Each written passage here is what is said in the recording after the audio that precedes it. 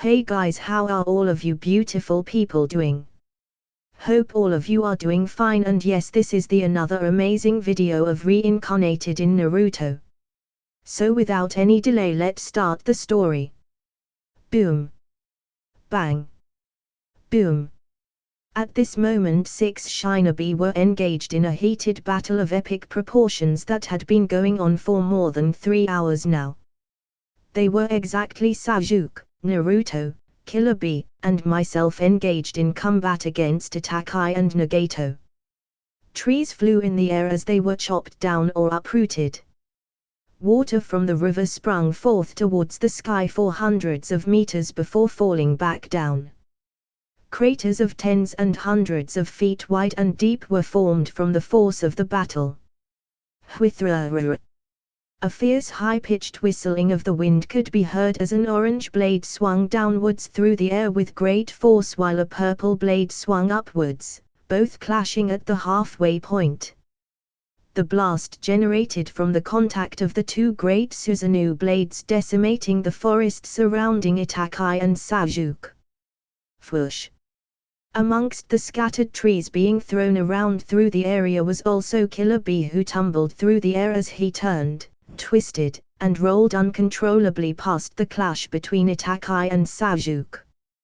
He was launched incredibly far away from Nagato's attack, while Naruto attempted to launch a Rasen Shuriken, only for it to be completely absorbed by Nagato's Pratapath ability.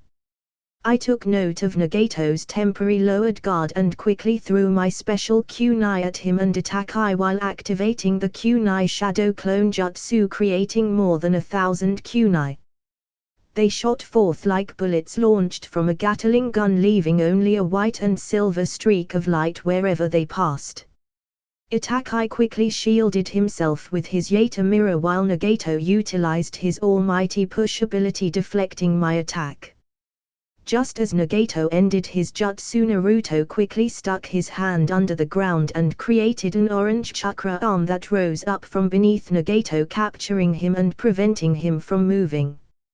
I used that chance to form the snake sign and stuck out my right palm, saying, "Wood style wood snake jutsu."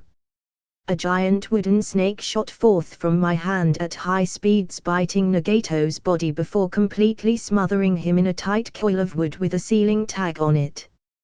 Just before Nagato was completely sealed away, he smiled and apologized. "Sorry for the trouble I caused. Take care, everyone."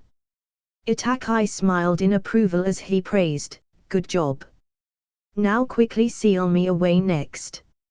Sasuke had his Susanoo shoot a purple arrow at Itachi, who blocked it with his Yata mirror.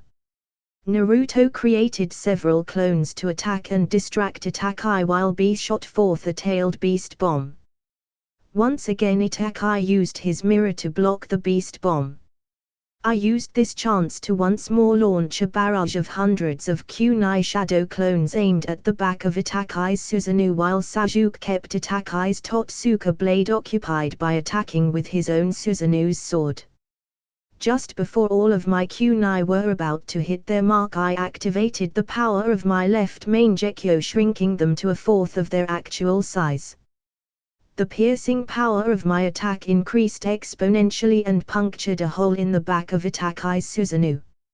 Itachi quickly jumped out of the protection of his Susanoo, only to be met with Naruto's punch. Just as he placed his arms up to guard, I teleported to Naruto's location and placed my right hand out as a wooden snake emerged once more. Just as the snake was about to engulf Itachi, he incinerated it with his Amaterasu and jumped backwards away from us. Right as he landed on a treetop, Sasuke managed to grab Itachi's body with his Susanoo's purple hands and squeezed, crushing Itachi's reanimated body. As Paper quickly tried to reassemble his form, another wooden snake emerged from my hand and finally ensnared Itachi. As he was being sealed, he smiled one last time and said, "Izaya, take care of everyone." Amen. I nodded. Itachi turned to look at Sasuke as the wooden snake began to slowly cover his entire frame. "Sasuke, I'll leave the rest to you.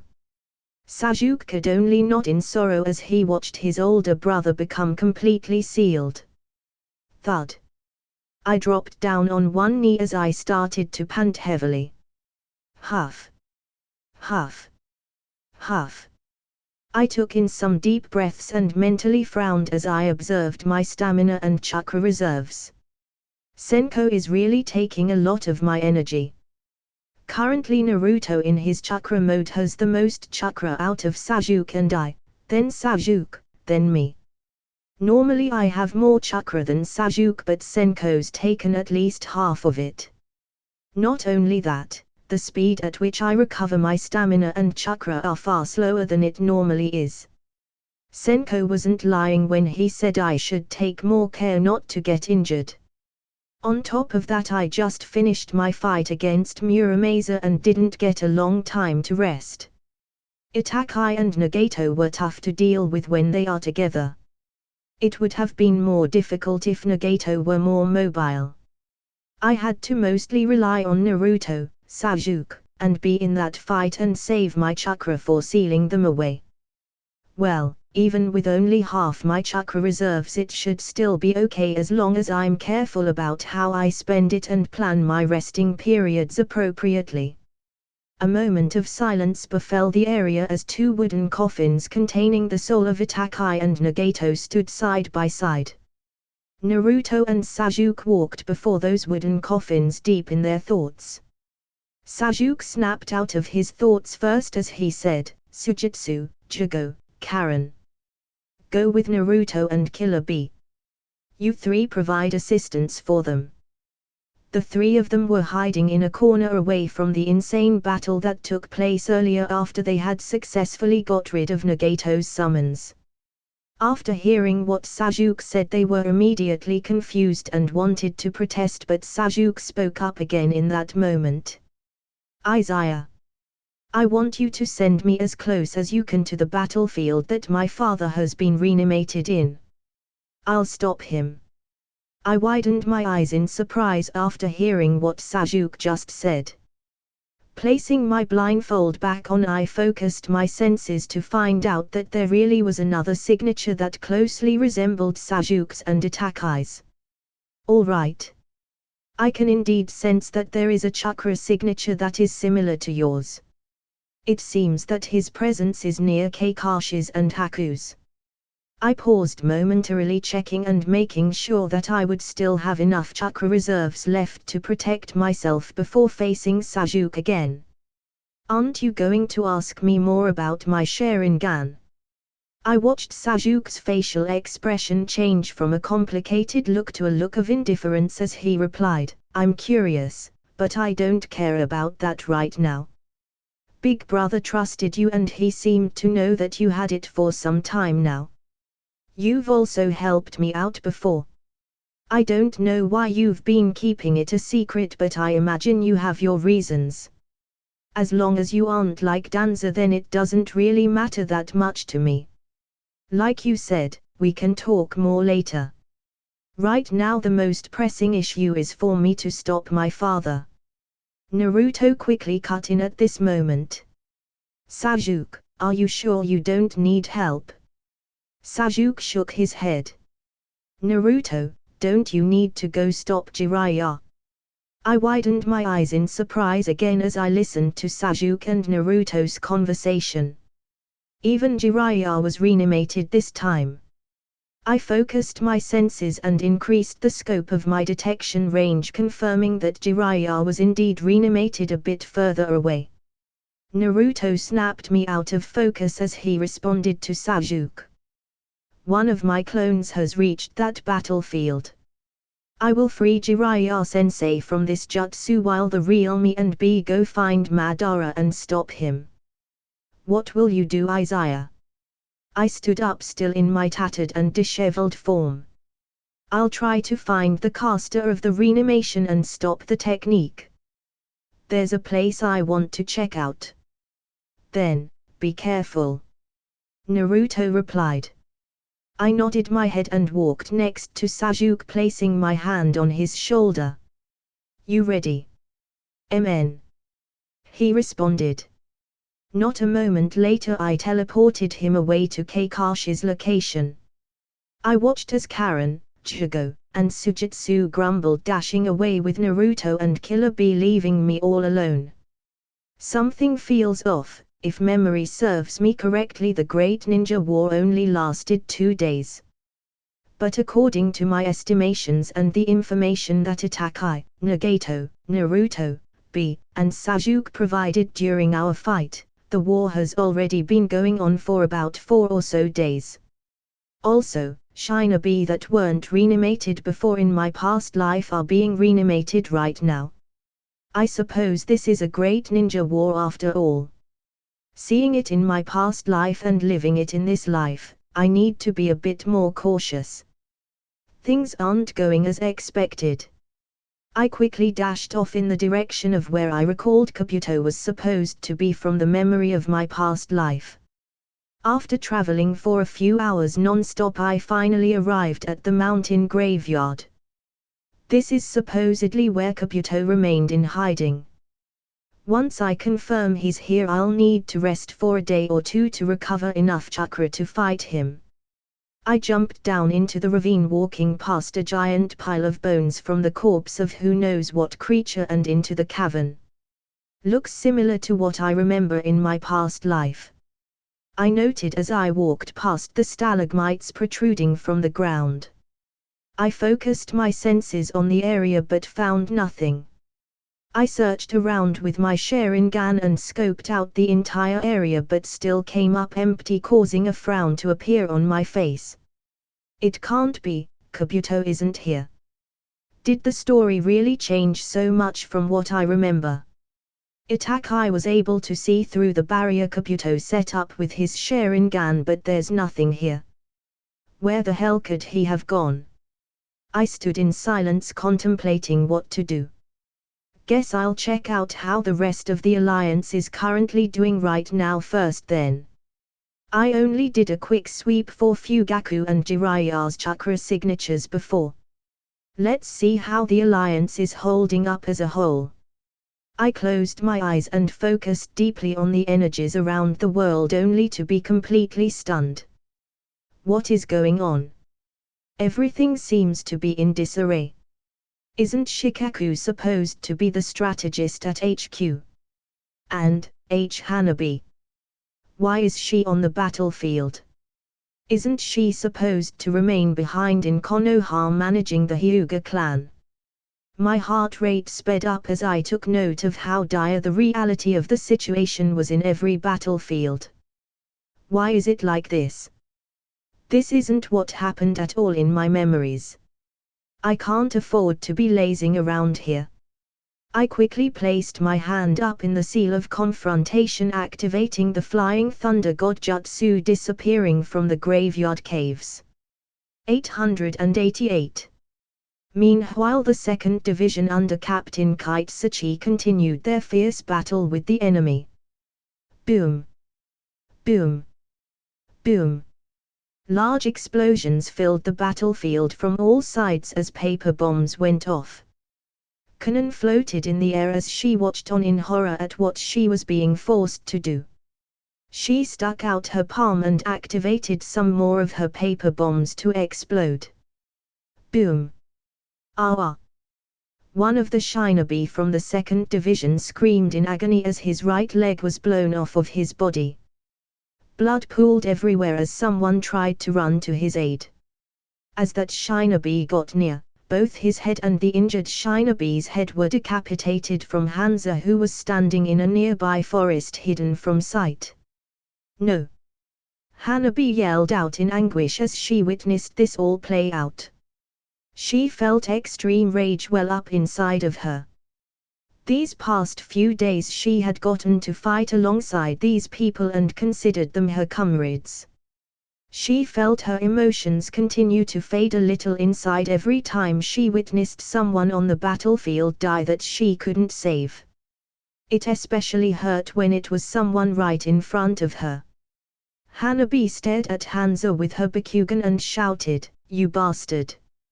Just as she was about to charge towards Hansa, she quickly stopped herself and jumped backwards, dodging a well-timed strike from one of Kyo's puppets. Hansa smirked and said, "Not bad, girl. Even if your Bakugan lets you see that attack, you actually possessed the reflexes to dodge it. But what will you do about this?" At that moment a giant salamander popped up from under the ground and attempted to swallow Hanabi, only for her to successfully counter by jumping in the air and spinning at a rapid speed using the 8 trigrams palms revolving heaven. The powerful force of the rotation hit the head of Hansa's salamander, knocking it back, letting Hanabi retreat a safe distance away.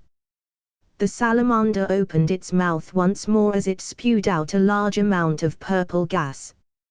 Just before it could reach her, she jumped back and thrust out her palm, shouting, 8 trigrams vacuum palm. A powerful force of air shot forth, blasting the poisonous gas away before she had the chance to inhale it.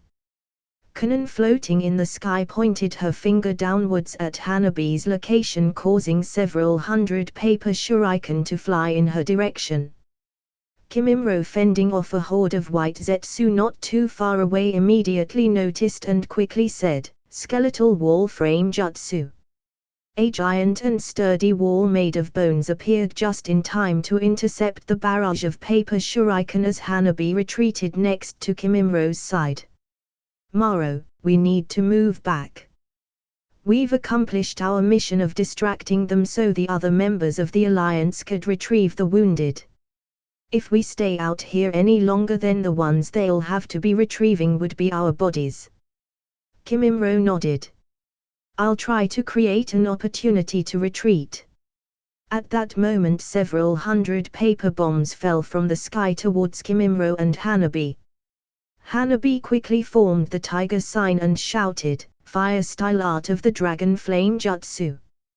5 large flames in the shape of a dragon head flew in the air, causing the paper bombs to explode in the sky, while Kimimaro quickly placed his hands on the ground, shouting, "Dance of the seedling fern jutsu."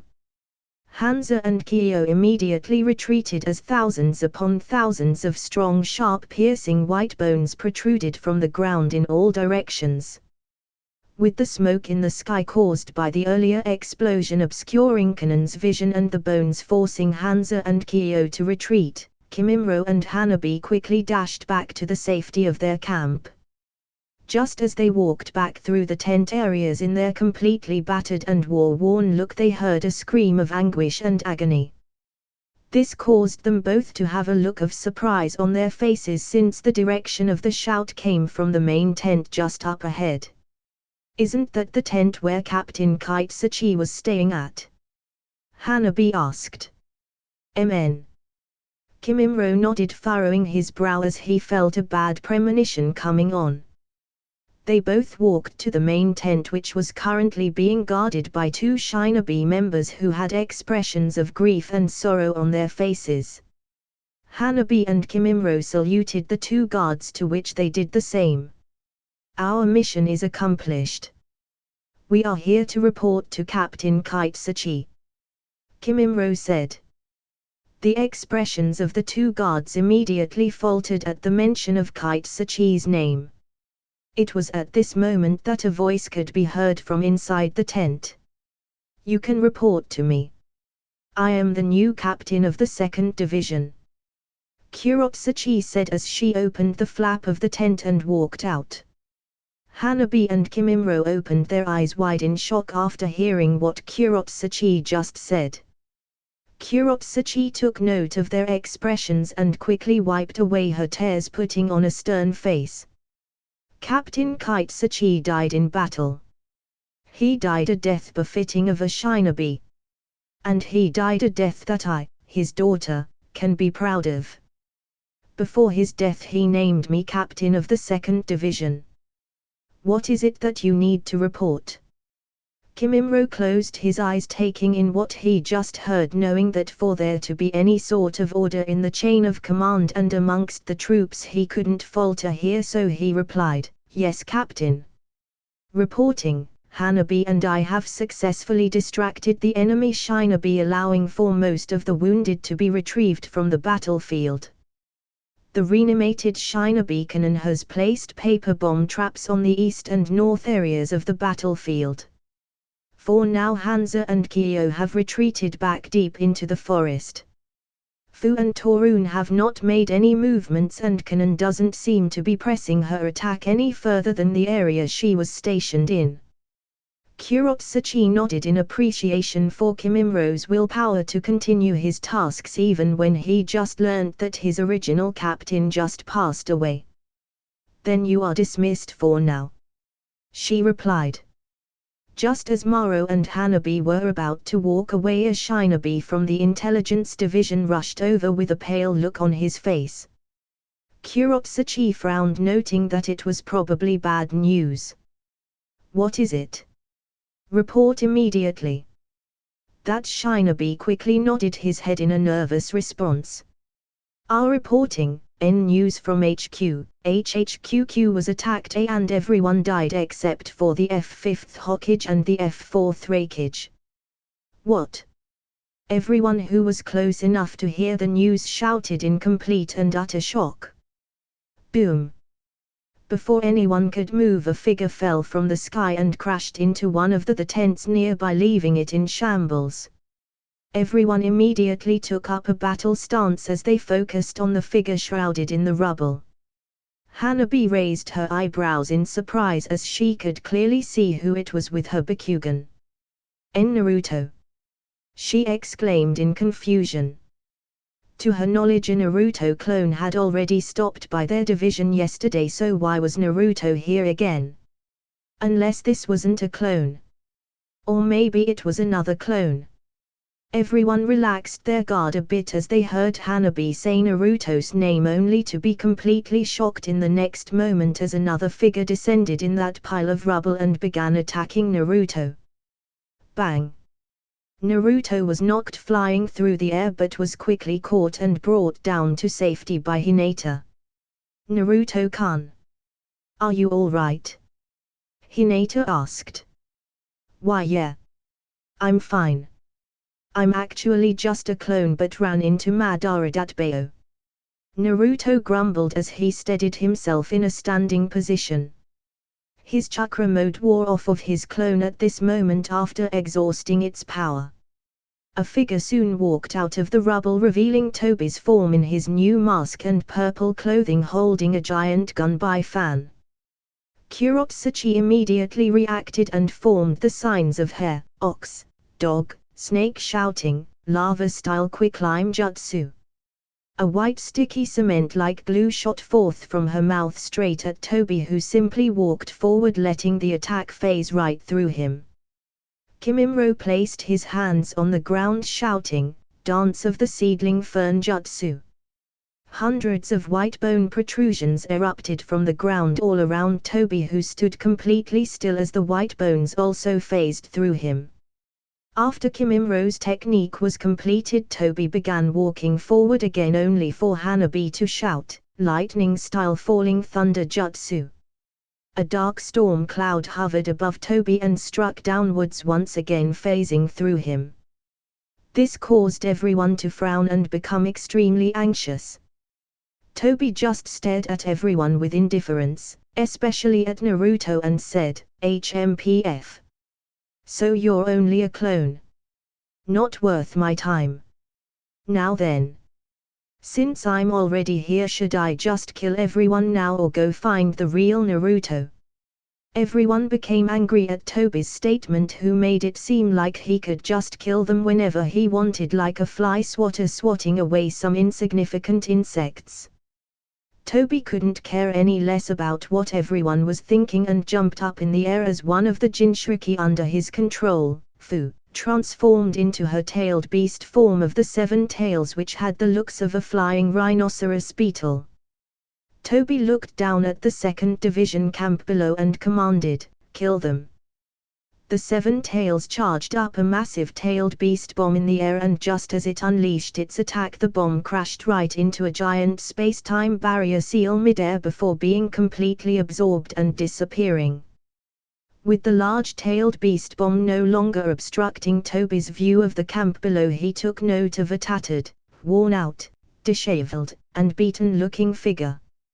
Narrowing his eyes, he said to no one in particular, "Karasuma Izaya." Boom! In the far distance a giant explosion could be seen and heard as I had teleported the tailed beast bomb away to a barren location. "No one is hurt, are they?" I asked as I stood out in front of everyone. Kuropsachi, who was just named captain, breathed out the breath that she was secretly holding in. She felt despair from the bottom of her heart when she saw the giant-tailed beast bomb. After all, she had just been named captain and she resolved herself to fulfill the role that her father entrusted to her. However, she felt that she was about to let everyone down by not being able to protect anyone when she was faced with the power of a tailed beast. She silently thanked the heavens that this wasn't the end of the road for them. Hanabi had a different reaction than Kuropsachi at this moment. Izaya," she whispered as she stared at my back. I continued to stare straight at Toby, who scoffed at me. Well, you look worse for wear." I put on my best poker face and said, "The next bomb will be dropped right on your head." Toby just laughed and laughed some more in amusement. Ha ha ha ha ha ha. I will say that I was quite surprised when someone of your caliber did not turn up at the very beginning of the war. For a moment I thought that perhaps you had come to understand exactly what I was trying to do and decided not to interfere for the sake of making the world a better place. For you to turn up now, I truly wonder what it is you were up to. Always so curious about my affairs. If I didn't know any better, I'd say that you're in love." Toby immediately scowled at my remark. "HMPF. You all can live another day. I've business to attend to. Cherish what days you have left." Toby turned to Naruto's clone, "Especially you, Nine Tails." The Seven Tails turned back into Fu as they both vanished into thin air within a swirling distortion. I collapsed at that moment with Hanabi jumping forward to catch me. Huff! Huff! Huff! I panted, trying to catch my breath, taking note that my stamina was really near rock bottom. I frowned, thinking to myself, my chakra was already pretty low after my fight with Muramasa. Then I helped fight Atakai and Nagato right after, and now I had to use nearly the rest of my chakra to send something as large as a tailed beast bomb away. It's a good thing I'm skilled at controlling my own chakra. "Senko, please hurry up the process a bit so I can have my normal reserves back," I silently lamented. Hanabi held me in her arms as I leaned back in her warm embrace and looked up at her face, which had some light dirt smeared on her cheeks. "Hi," I softly whispered. She clenched her fist and looked at my battered form but was unable to bring herself to say anything to me. She simply turned her head to look at everyone else and said, "Izaya needs rest. I'll show him to his quarters." Kuropsachi sighed in relief after truly confirming that they were alive in reality and that this wasn't a genjutsu. She nodded at Hanabi. "Very well. You do that. We need to discuss the news about what happened at HQ. Kimimaro, go round up all the available platoon leaders and have them come to the main tent for an emergency meeting." "Yes." Kimimaro nodded. He looked at me and placed his hand on my shoulder comfortingly before he dashed off. Kuropsachi looked at me as well and whispered, "Izaya, you came just in time. Get some rest for now. We'll talk later." I nodded my head as Hanabi placed my arm over her shoulder and assisted me in walking to her tent. Plop! She dropped me down on her mattress and continued moving around the room, grabbing bandages, a bucket of hot water, and a bunch of other various items in order to patch up all of my wounds. I watched as she sat down in front of me in complete silence as if she were waiting for something. I quickly understood and removed my battered shirt, revealing all the scars and wounds I received from my battle against Muramasa. We sat in silence as she continued to clean and patch up my wounds. My heart ached at the sight of her. I could tell that deep in the depths of her eyes she was suffering. Suffering from the trauma of war. The trauma of death. I knew that she was bottling it all up because she thought that letting out her emotions for what she felt would make her weak. I could tell that she didn't want to be seen as a weak and unreliable person. I could see that she wanted others to be able to rely on her and come to her for help. I watched her continue to work in silence as she moved to my neck area and cleaned the wound I received there from my fight against Muramasa. I watched her long beautiful dark brown hair fall and caress the side of her face as she looked down to dip the cloth in her hand into the basin of warm water. I took in the sight of her slightly shaking eyes every time she took a new cloth to clean a new wound on my body. The thoughts of my time with Hanabi all these years flitted past my mind as I sat completely still in front of her like an obedient patient as I recalled our memories together and how every time we met I would learn something about her. By now I had gotten to know her quite well, so I knew how headstrong she was. I knew she was reliable. I knew she was kind and caring. I knew she had a side to her that was always teasingly playful. I knew she was stubborn at times. I knew she was smart and quirky. I knew all these things about her, and I have always known these things about her. So I knew, at this very moment, she was hurt. She was hurting inside and she kept it all to herself. I clenched my fist and mentally scolded myself. Stupid, stupid. Everyone here is a living, breathing person with their own thoughts, own emotions, and own dreams. What about me? What the heck do I want? What the heck have I been doing? So what if I knew about certain aspects of this world because of my past life's knowledge? I tried to live in this world, continuing to choose my actions based on what I knew from my past, hoping to guide the world on the path that I knew about, but this isn't some sort of game. I'm not some sort of god and I can't know for sure if things are going to happen exactly as they did as I remembered. Things change, yet I still stuck onto the idea that things will play out the same as they did even if I stepped in a bit here and there. But the situation is different now. I have absolutely no idea what's going to happen next. I don't know how things will turn out. All I know is that Hanabi is right in front of me. All I know is that if I didn't show up when I did, she might not have been sitting here before me at this moment. I clenched my fist even harder and felt my heart throb in pain. If I feel such pain when I think about the possibility of Hanabi not being next to me anymore, then Hanabi must be suffering even more than me. Not only did she have to witness her comrades die right in front of her in this war, she felt what it was like being unable to save them even while being so close. And now she sees me all battered and torn up. Just as I am worried that I might have lost her, she's just as worried that she could have lost me. What an idiot I am. I watched as Hanabi's hands slightly trembled as she worked on cleaning the 14th wound on my body. She took the warm washcloth and started cleaning the long scar that ran across my chest.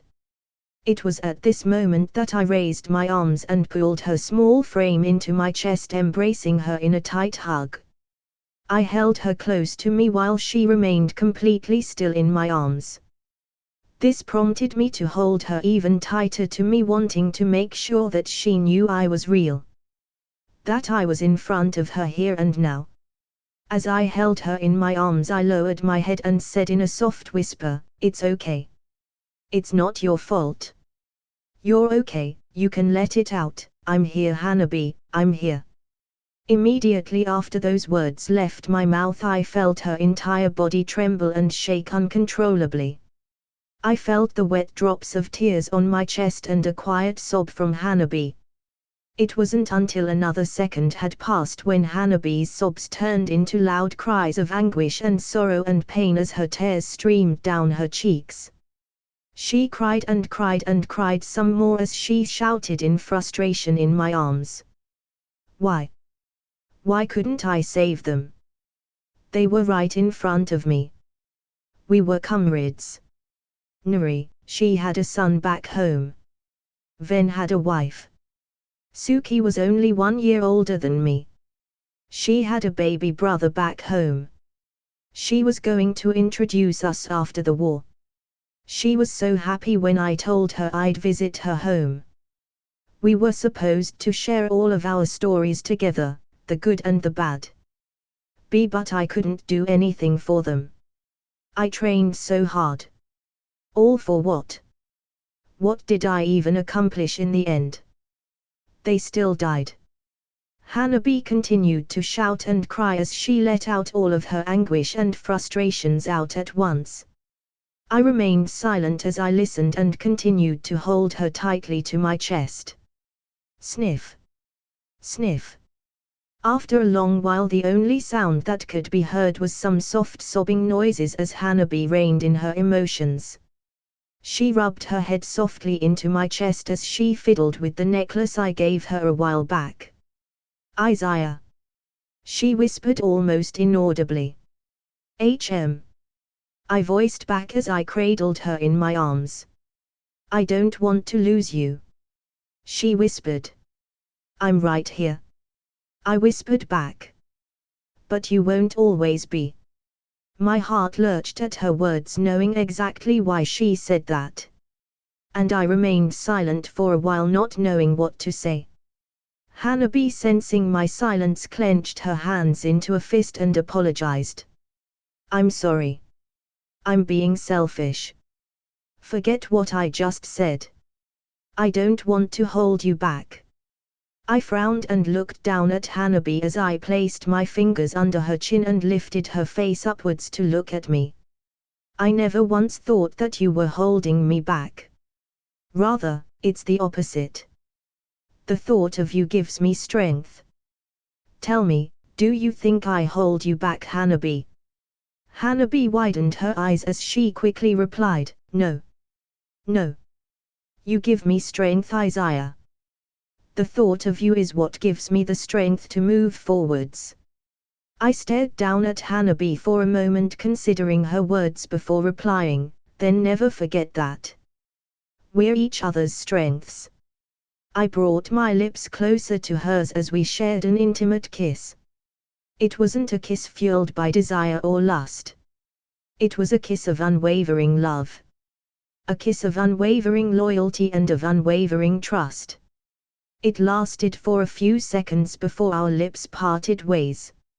Our faces, still incredibly close to each other, allowed us to feel the warm breath of the other person.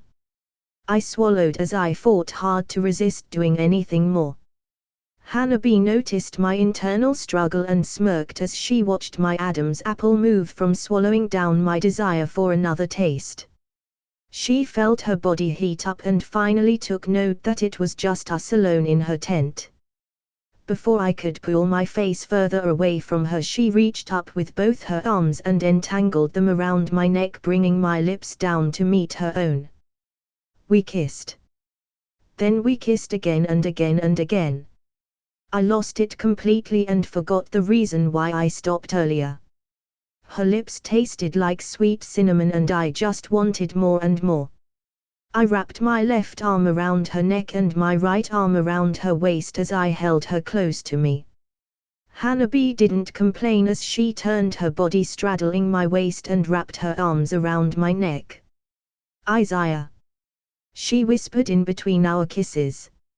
I smirked as I heard her call my name and kissed the soft nape of her neck. Hanabi.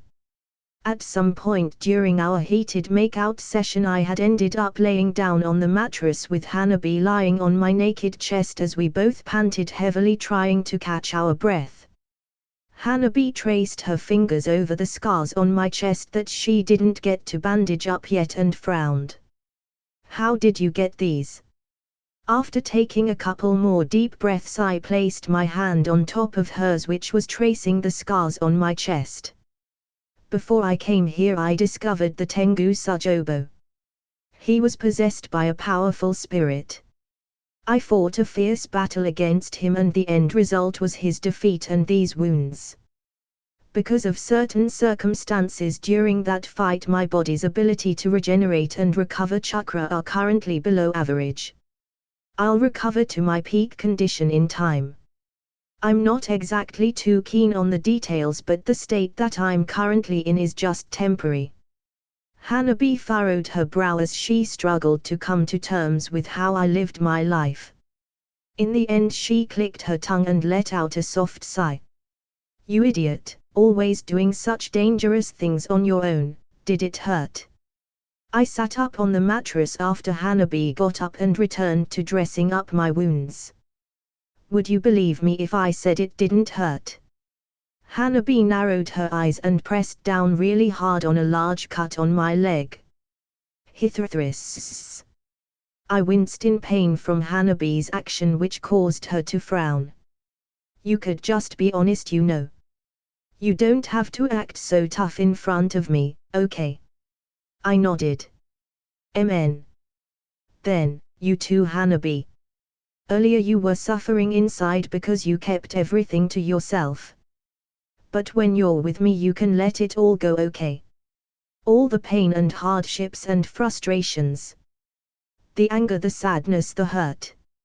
I'll share them all with you. Hanabi remained quiet for a moment, but in the end she nodded with a smile.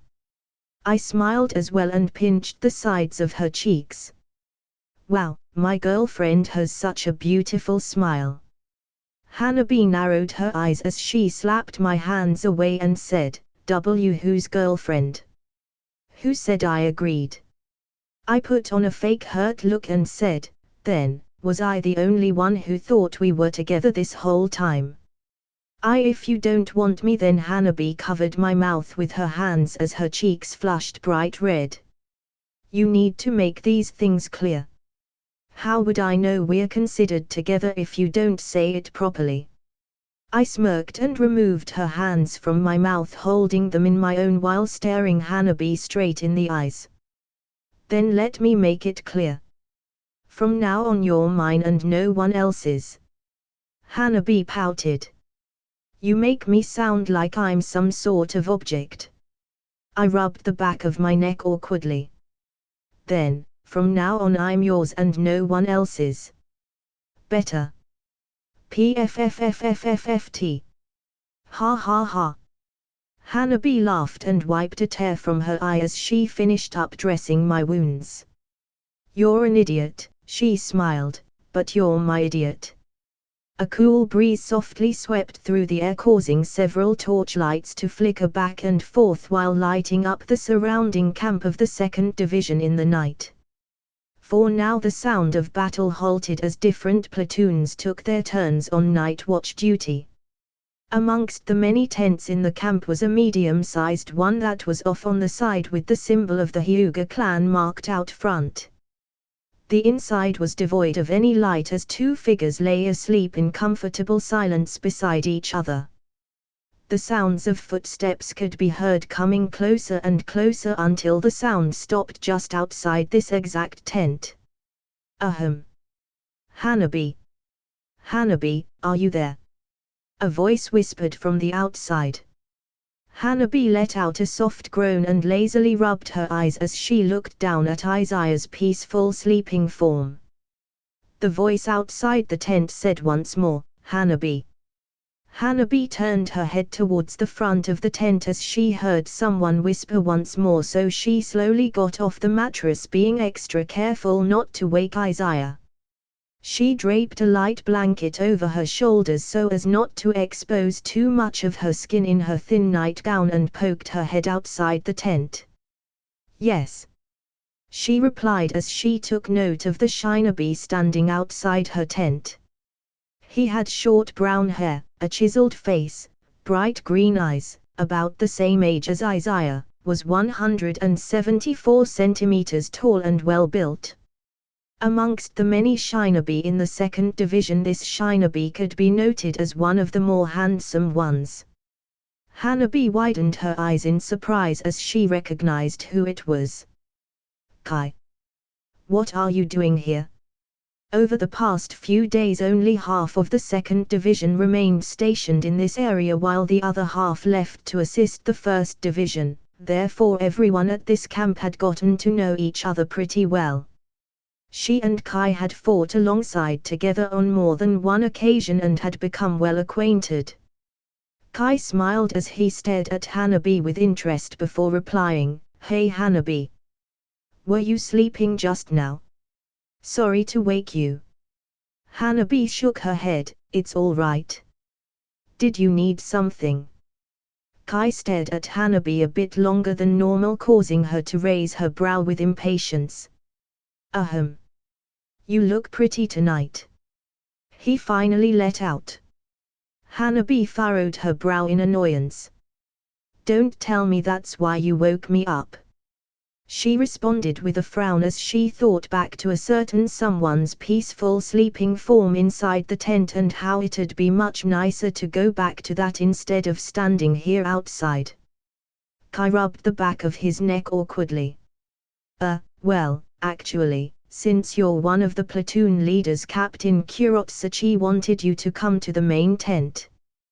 We just learned that HQ was attacked last night and HQ hadn't set up an effective way to communicate to the other divisions at that time, so not much got accomplished. That's why the captain is calling all the platoon leaders back to the main tent right now, as HQ finally acquired the manpower to form a more stable means of communications. Since you and I are platoon leaders, I thought we could go together."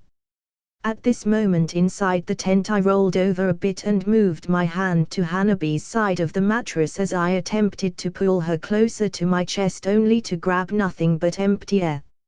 I immediately snapped out of my sleepy state and sat straight up on the bed as I looked around for her.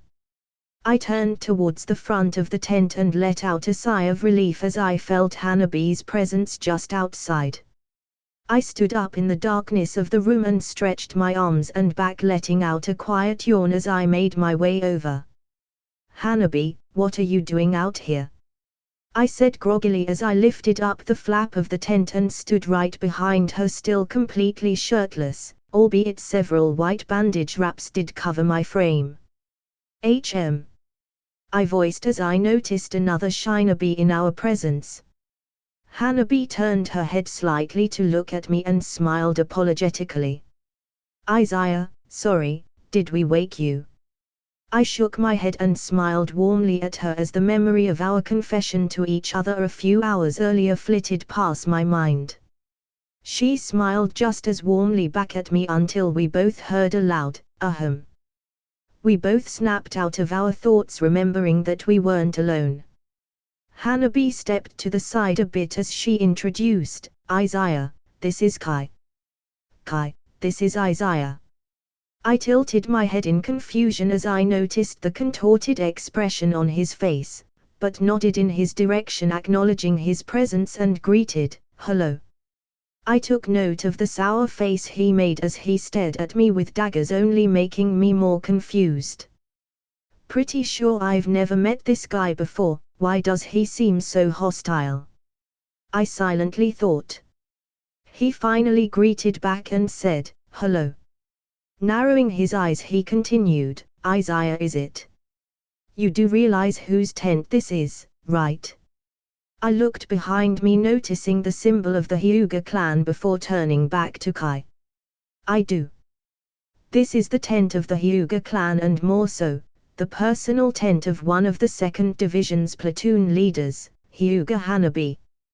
Kai clenched his fist as he replied with gritted teeth, "Then might I ask why you emerged from her tent? And furthermore, why you happen to be half naked?"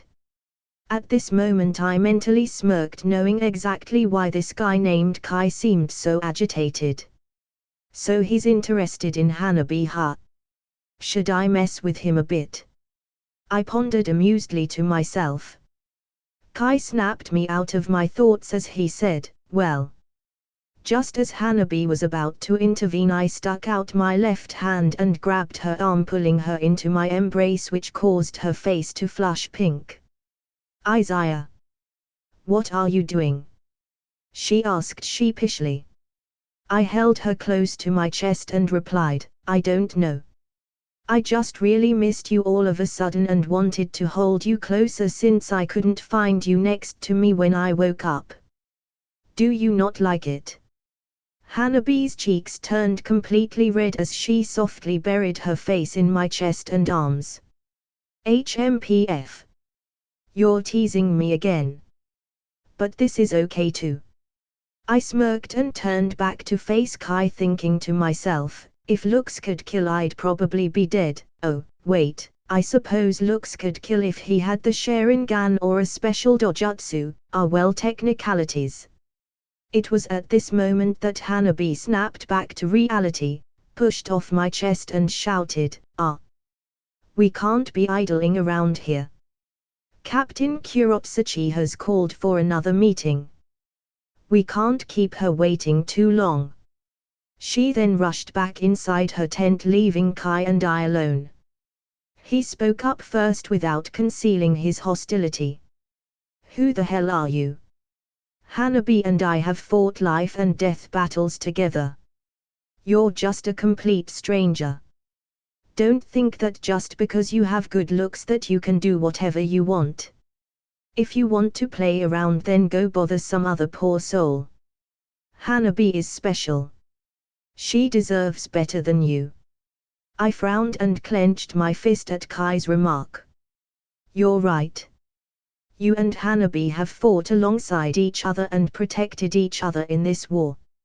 I sincerely thank you from the bottom of my heart for protecting her. But don't you dare say that you know what she deserves.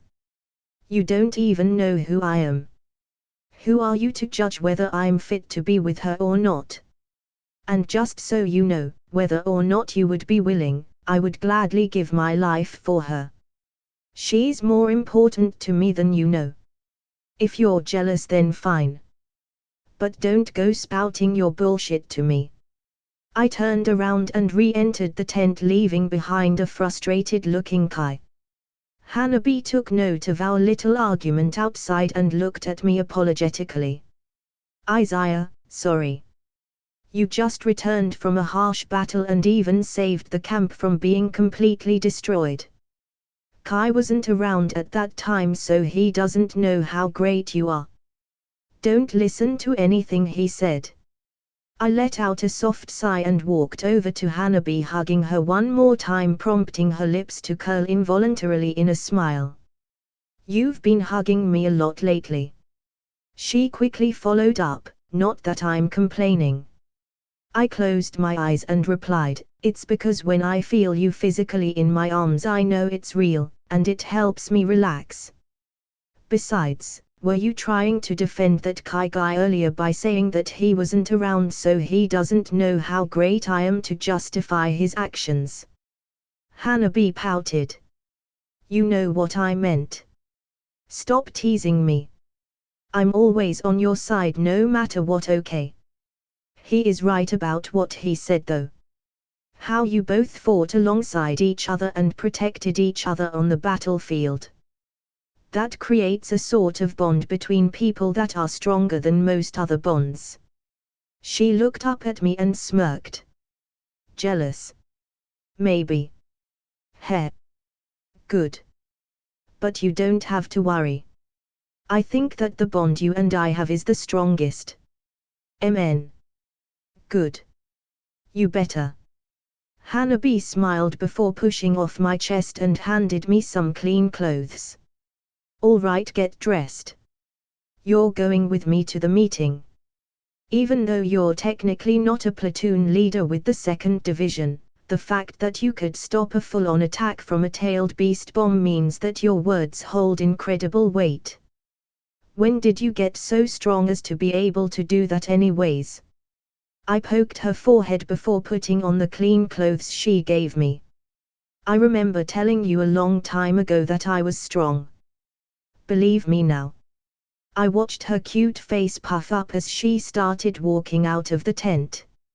I know you're teasing me, but other people might think that you're boasting. You should be a bit more humble. Yes, m. I grinned. I quickly grabbed Muramasa and strapped it back to my waist before chasing after her. To my surprise, Kai was actually still waiting outside the tent for us. He noticed my presence as well but ignored me and turned towards Hanabi. You ready, Hanabi? I watched Hanabi awkwardly nod her head before she quickly grabbed my hand, pulling me to her side. Let's go. We've delayed long enough, she said and started walking off while pulling me along. I noted the scowl on Kai's face as he trekked behind us in silence. It wasn't long before we made our way back to the main tent with several guards surrounding it. Halt! One of the guards said.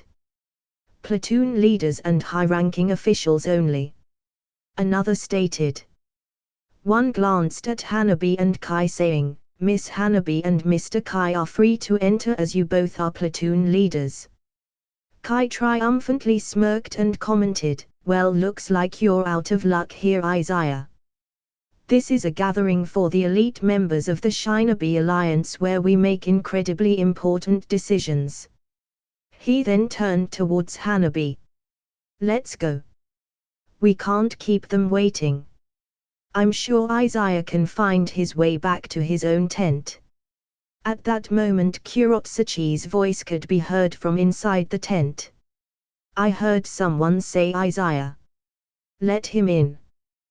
The guards stepped to the side, granting me entry as I observed Kai's confused and sour expression. I simply shrugged my shoulders and shook my head in disapproval of his actions, walking inside with Hanabi beside me. As we got inside, I took note of everyone present standing around, several people in the middle from the intelligence division who interlocked their hands together forming hand signs. I walked over to stand next to Kimimaro and Neji with Hanabi beside me. After we settled in, Kurotsuchi finally spoke. All right, everyone's here now. Kai quickly interrupted. Excuse me, Captain. My apologies for speaking out of turn. I was just wondering why someone with no merits like Izaya is here. Kurotsuchi and several other people frowned at Kai's comment.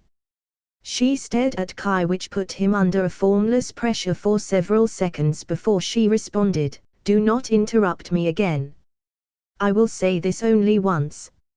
Izaya is an invaluable asset to our Shinobi Alliance. I've heard of his exploits and feats from the 5th Hokage during the war meetings. I didn't really think that it would matter much if he returned in time to participate in the war or not. After all, he is just one Shinobi.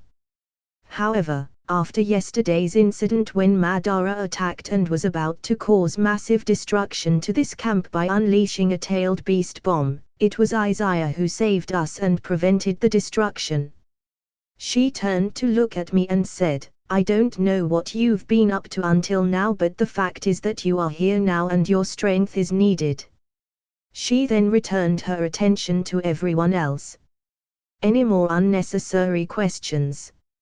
After a moment of silence, she nodded her head. Good. Then let's begin. HQ has finally got their hands on enough manpower to establish a decent connection with all intelligence division members in the Alliance. They'll be making contact soon with all the leaders of each division. It was at this moment that the 4 Shinobi in the center of the tent lifted their heads and said, HQ is starting the connection. We will link everyone in this tent to HQ and the rest of the division leaders. Zing. Everyone felt a slight ripple in their minds before we all noticed that we were connected to HQ and the other division leaders throughout the Alliance. The first to break the silence was Gaara. What exactly happened? Tsunade sighed as she explained, we were ambushed at HQ. Somehow Kabuto managed to reanimate the second Hokage and Uchiha Itakai. He used their reanimated bodies to attack us. The second Hokage had a flying thunder god marker in one of the rooms set up from a long time ago, so they were able to bypass the barriers and traps that were set up. Everyone died except for the Reikage, and Shikamaru and Ino have taken up the mantle of their fathers, Shikaku and Inoichi. What we need to discuss right now is where we're going to move HQ. We're currently moving about, and if we can't find one stable place to strategize and give orders, then the Alliance is going to constantly be disadvantaged. There was a moment of pause before I decided to chime in, as I had already learned about this incident from Hanabi earlier, so I knew that this time's war would be drastically different from the war I knew about. Lord Fifth, if a new HQ needs to be set up, then I suggest placing it at one of the division battlefields. Tsunade widened her eyes in surprise as she recognized the voice. Izaya. Is that you? When did you get back? Never mind, don't answer that. Why do you suggest setting up HQ at one of the battlefields? Yes, it is me, Izaya. The reason is because the enemy has reanimated extremely powerful shinobi, and we don't know when they might employ a similar or an even more underhand tactic, hence HQ will need powerful shinobi to stand as guards. However, many of the skilled shinobi from each nation is out on the battlefields fighting the war. It'd be safer to have HQ at one of the battlefields where it'd be surrounded by skilled shinobi at all times. I suggest having HQ move to either the 3rd Division battlefield or the 2nd Division battlefield. The Reikage spoke up next. Your idea sounds fine, why the 3rd or 2nd only? I may have only just returned, but I've heard about the current situation on each battlefield. The 1st Division is too chaotic. There's the disadvantage of being by the sea, which gives more power to the reanimated Zabuza and Kaizame. There's also Dadara bombing from the sky and Sasori's 100 puppets technique mixed with his potent poisons on top of an army of white Zetsus that can mimic other shinobi. There are too many variables and it causes too much stress. Adding protecting HQ on their list could break them. The 4th Division is fighting against previous Kage. The Kazekage and Sushikage are there, while the 3rd Hokage and Naruto should be arriving there soon. Although the enemies are Kage, the situation should still be manageable with Naruto and 3 Kage from the Alliance there. That means the 4th Division could win that fight. If they do win, then they should go to provide support for everyone else. The 5th Division is already helping the 1st. That leaves only the 3rd Division or the 2nd Division, as these two battlefields don't seem like they'll be ending soon and they are the least chaotic, so HQ won't have to move a lot and defending it will be a more manageable task. Everyone listening in on the conversation took a moment to contemplate my suggestion before agreeing. Kakashi broke the silence first. Izaya's plan sounds like the best course of action to take. I suggest HQ move to the 2nd Division battlefield. We're having a bit of a difficult time ourselves. We have to face Might Dewey, who can utilize the 8 inner gates formation without exhaustion, as his body won't feel the backlash of the technique.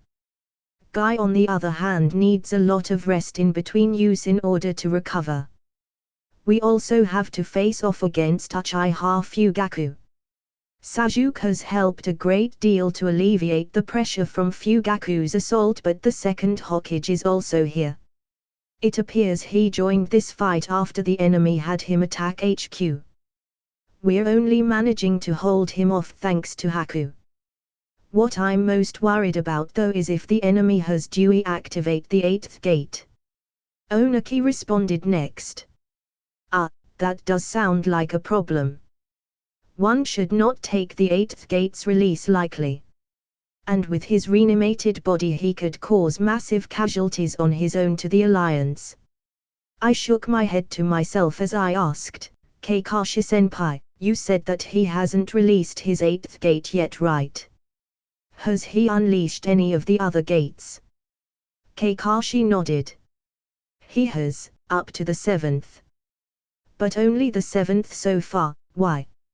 I suspect that the enemy is hesitant on letting Dewey use the 8th gate, and so your division shouldn't need to worry too much about that possibility unless the enemy is truly cornered and left with no other options. Therefore, continue your fight with everyone carefully. Try to seal Dewey first. Hiruzen was also listening to our conversation, so he chimed in. Why do you believe that the enemy is hesitant on having Dewey activate the 8th gate, Izaya? Hiruzen-sensei, to my knowledge, the release of the 8th gate allows one to temporarily gain immeasurable power greater than that of the 5 kage. A technique that strong means that it's possible might Dewey would become so powerful that he would be able to break free from the control of the reanimation jutsu and use that power to assist the Alliance in defeating the other reanimated shinobi on that battlefield. Then, after the use of the 8th gate, his body would probably break down, needing the reanimation to put his body back together. At that time the sealing core would be able to seal his body without any hindrances, and the battle would be won for the 3rd division. Everyone who was listening contemplated my analysis and agreed that it sounded like a very plausible theory. Onaki chimed in and said, Oi, 3rd Hokage, so you are in this mental meeting as well. How far away are you anyway? Ahem. I should arrive in the morning. I was delayed from a fierce battle. My apologies. Hiruzen responded. The Raikage commented at this moment, you are Izaya ha. It appears the Leaf has quite a capable shinobi. We are nearing the time limit before HQ has to move again. Your suggestion from earlier sounds like a good plan. Which division are you currently stationed at? The 2nd division. I replied. Then that is where we'll move HQ.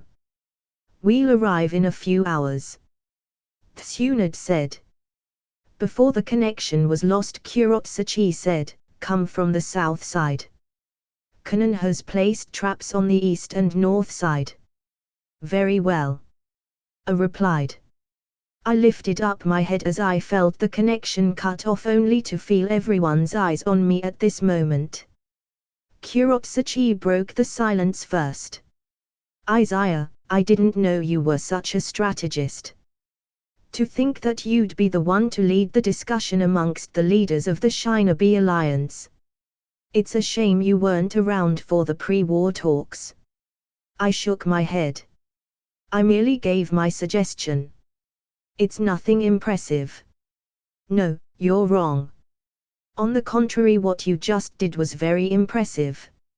Under the pressure of this war, everyone has been on edge and are constantly stressed. In these conditions, it becomes hard for anyone to come up with a plan so quickly and analyze situations as well as you did.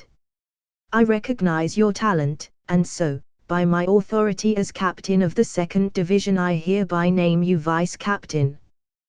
That is an order. Me. I said in shock as I pointed to myself and looked around the room. Other than Kai, who looked unhappy, the expressions of everyone else's face showed that they were expecting an outcome like this. I felt Hanabi squeeze my hand encouragingly. Kurotsuchi said it was an order, and she said it in front of so many people, which means I can't even refuse the position even if I wanted to. She sure knows how to get what she wants. I let out an inward sigh and saluted everyone in the room. I accept the position as vice captain. On my charge, I will do my utmost to assist Captain Kurotsuchi and the entirety of the 2nd division, no, the entirety of the Allied Shinobi forces to victory. Yeah. Congratulations. We're counting on you. Do your best. Words of congratulations and encouragement could be heard all around the tent for a few minutes before everyone slowly trickled out of the room except for Kurotsuchi and I. "Is there something you need of me, Captain?" "Yes. I'd like to discuss with you on a plan of action regarding the battle here. I'm sure you've heard about most of the situation from Hanabi already, but I'll brief you anyway. We're fighting a two-front war here against both reanimated Shinobi and White Zetsu.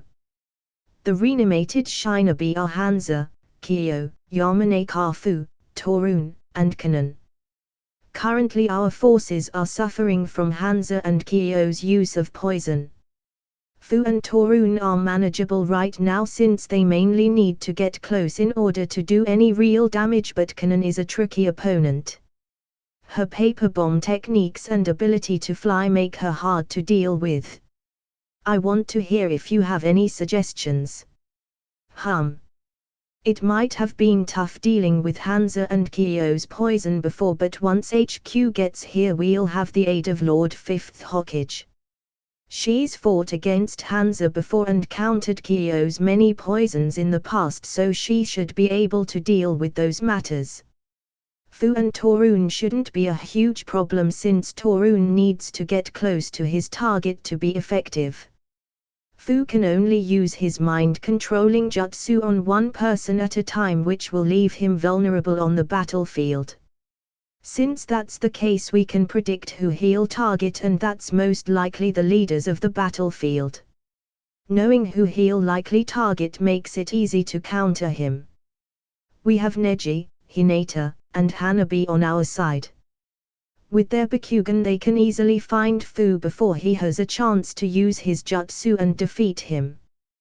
To deal with Torun we should have long-range Fire Style and Earth Style users engage him. Earth Style to hinder his movements and Fire Style to counter his poisonous bugs. Even though the 2nd Division specializes in short-range combat, there ought to be a few members who can utilize long-range jutsu. Leave Kyo to Kimimaro. Kyo only utilizes her poison by coating the weapons of her puppets. With Kimimaro's bone manipulation Keki Genkai, it'll be hard for her to injure him, and Maro is highly skilled. With the right team to support him, he should be able to fight without any hindrances and defeat her. We'll let Lord Fifth take out Hanzo. To deal with Kanon, the best person to combat her would be you, Captain Kurotsuchi. I've heard about your abilities to use the quicklime lava style.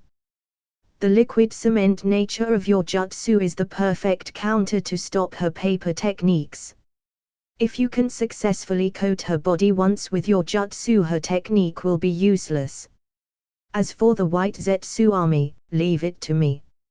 I watched Kurotsuchi silently contemplate as she rubbed the bottom of her chin before she slammed her palm with her fist excitedly. All right. Your plan actually sounds pretty doable. I'll also discuss with HQ when they arrive. How exactly do you plan to deal with the army of White Zetsu? I smirked. Do you remember how the 4th Hokage won a battle against 1000 Iwagakure Shinobi? The look on Kurotsuchi's face immediately widened in surprise at the realization. I took that chance to pull out one of my special kunai and said, I'll use the same strategy by using these. I have plenty of these kunai stored in scrolls. As long as the Alliance members throw these out on the battlefield, I'm confident in taking care of the rest. Naruto's clone already swept through the camp to ensure no White Zetsu has infiltrated by impersonating someone, and the security checks have been well done since then, so we shouldn't have to worry much about the identity of our fellow Alliance members. I took note of Kurotsuchi's complicated look on her face and knew that she was somewhat conflicted since I was about to use the same strategy to defeat the White Zetsu army that the 4th used to defeat her village's Shinobi during the 3rd Great Ninja War. In the end she let out a long defeated sigh and said, very well. I can't believe that I'm consenting to a battle tactic that was used to defeat us in the last Great Ninja War, but it can't be helped. If you're capable of accomplishing the same feat the fourth Hokage was with this strategy, then I'm glad this Great Ninja War isn't one between villages. I think we all would have suffered at your hands otherwise. Don't worry, I wouldn't dream of using it against the Alliance, Captain. HMPF. You're dismissed. I nodded my head and left the tent, but not before I heard her whisper, "Cheeky bastard." Just as Tsunade had stated, a few hours later the members making up the new HQ arrived at our camp and set up a special tent. I walked over after they settled in to greet Tsunade. "Lord Fifth." She turned her head and nodded in acknowledgement of my presence. "Izaya, I see you finally decided to join us. Kurotsuchi already filled us in on the details of your plan. It sounds plausible. If all goes well, we should soon have the advantage despite having only half of the 2nd Division stationed here. We'll put your plan into action after I've made my rounds to the field hospital and assessed everyone's condition. I need to administer the antidote to Hanzo and Kyo's poisons and get everyone back up to fighting shape. Amen. Then we can only do that. I need to rest and build up my chakra anyways. I need ample time to store up enough for the future battles." "Did something happen to your ability to heal?" "Sort of. I don't know how long it'll take for me to make a full recovery, but I do know that my condition is only temporary." Tsunade frowned as she placed her hand on my forehead and frowned some more. "What happened?" "Your chakra and vitality flow are extremely slow. Even your chakra reserve seemed like they dropped. At this rate it will take you a few days to be in fighting shape." I let out a sigh and nodded. "I know. Like I said, my condition is only temporary. I just don't know how long it will last though. Could be a few weeks, months, maybe a year before I recover my peak condition. But I feel that once I recover I'll be even stronger than I was before. Give and take, I suppose." Tsunade just let out another long sigh as she started walking out of the tent. "All right, rest up then. We won't be heading out for a serious confrontation for another week or so anyways. That's plenty of time for you to recover enough chakra for battle. In the meantime, if you've got other ideas, don't hesitate to let us know. Especially discussing with Shikamaru."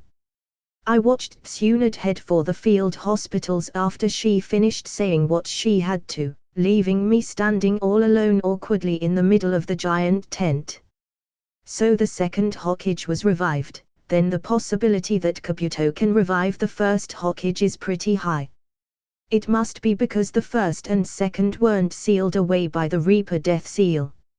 At least he won't be able to revive the 4th Hokage then. The question is whether he has the real Madara in his hands this time as well. I walked out of the tent and stared up at the dark sky, whispering to myself, "I hope Haku is doing all right." 3rd Division.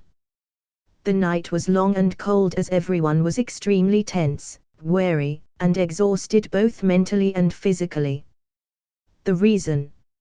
It was because the onslaught never stopped. Amongst the reanimated shinobi left were Uchiha Fugaku, Might Dewey, Chinin Akibino, Kushimru Kyoriyare, Shinpashi Munashi, Amayori Ringo, and out of nowhere the 2nd Hokage Senju Tobirama. Haku stood with his back against Sasuke and Kakashi's at this moment, waiting to see how the enemy was going to strike next. They kept up this formation all throughout the night as morning had finally rolled around the corner. Even with the warm touch of the sun's rays shining on the 3rd Division, it did nothing to alleviate everyone's stress. "Oi! Don't come too close to me. You might hinder my movement. Hey, be quiet. What if the enemy hears and comes this way? Save me, I don't want to be here any longer. Maybe it'd be best if I just die now. End my suffering. Don't come over here, don't come over here, don't come over here. Voices and whispers could be heard all around as the entire 3rd Division was on edge. Haku frowned, noticing the tension rising amongst everyone, and said, Kakashi-senpai, we can't keep going on like this. Ever since Lord Second arrived on the battlefield, the enemy has been attacking non-stop and they won't let the division members rest. It's already been 24 hours of no sleep and constant fighting. At this rate we'll defeat ourselves. I can still go on for a few more hours, but even I'm starting to get weary and I have more stamina than most. I'm afraid most of the members in the division are already out of commission. Kakashi frowned as he too realized this was a problem and said, I know. I'm trying to think of a way to solve this problem. To stall Dewey, Guy activated the 7th gate and he has to rest after using up his power. Dewey on the other hand can continue without rest as a reanimated shinobi. In order to ensure that we keep casualties to a minimum, I take Guy's place to stall Dewey after Guy's energy runs out, but that means I can't help the others fight against the 4 remaining members of the 7 ninja swordsmen. The swordsmen easily utilize that moment of opportunity to deal massive damage to the Alliance. And every time we dispel the mist, one of them just activates it again. Even with numbers on our side, it doesn't help much with how skilled our enemies are. Thanks to Sasuke, he's been able to help counter Fugaku's use of genjutsu against the Alliance members. On top of that, we need you, Haku, to keep Lord Second at bay, as you are the most skilled water-style ninja here and your Sage mode can help you detect and defend against his Flying Thunder God jutsu. The only reason why our division hasn't completely fallen apart yet is because Sakura has been keeping up her healing of the members, but I'm afraid at this rate Sakura won't be able to keep up and we'll start to fall apart. Sasuke, Haku, if either one of you have any ideas, I'm all ears. Both Sasuke and Haku remained silent for a moment before Sasuke spoke. Why don't we have the intelligence division contact Izaya or Shikamaru and see if they have any ideas? I'm better suited to fighting and finding counter strategies on my own than planning a wide-scale tactic. Amen. Haku nodded in agreement. Kakashi let out a soft sigh. It can't be helped. Will you two be okay on your own for a bit? Amen. Sasuke and Haku nodded.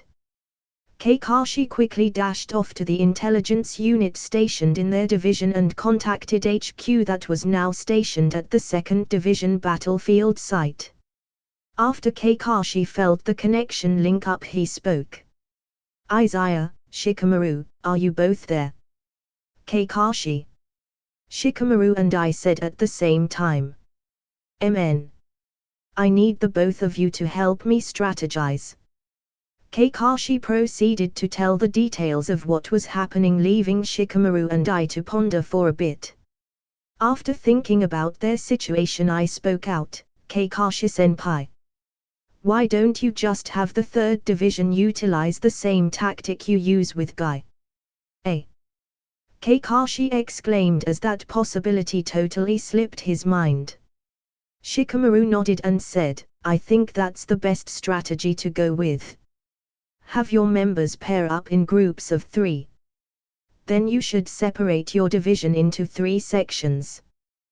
The first section will be the ones who continue battle. The second and third will be allowed to rest. The resting period will be 4 hours. After 4 hours, let the first section rest and the second section take their place. After another 4 hours, the second section rest and the third section takes their place. Rinse and repeat. With you, Haku, Sasuke, and Guy keeping Fugaku, Dewey, and Lord Second at bay, the rest of the Alliance members only need to worry about the 4 swordsmen that are left. Have them focus on defense and countering. From what it sounds like, only you four are capable of keeping up against Fugaku, Dewey, and Lord Second. In order for the four of you to get some rest, I suggest using the same tactic but with shorter resting periods, say 2 hours between each cycle, with Sakura focusing mainly on healing you four to help make up for the reduced resting period. Once Guy recovers, Sasuke should get some rest. It'll be up to Kakashi, Haku, and Guy to do their best to hold down the fort against those 3 reanimated shinobi. After 2 hours, Kakashi, you rest while Sasuke, Guy, and Haku take up the mantle. Then Haku rests after that. Rinse and repeat. The hope is that either you four are able to find an opportunity to defeat your opponents over time, or the other alliance members are able to defeat the 4 swordsmen and lend their aid to you guys. I nodded my head after listening to how Shikamaru decided the setup. Kakashi-senpai, Shikamaru is right. You'll have to work at it like that for now until you find an opportunity to win or until reinforcements are available. Kakashi nodded his head. All right, thanks to both of you. The plan sounds like it'll work.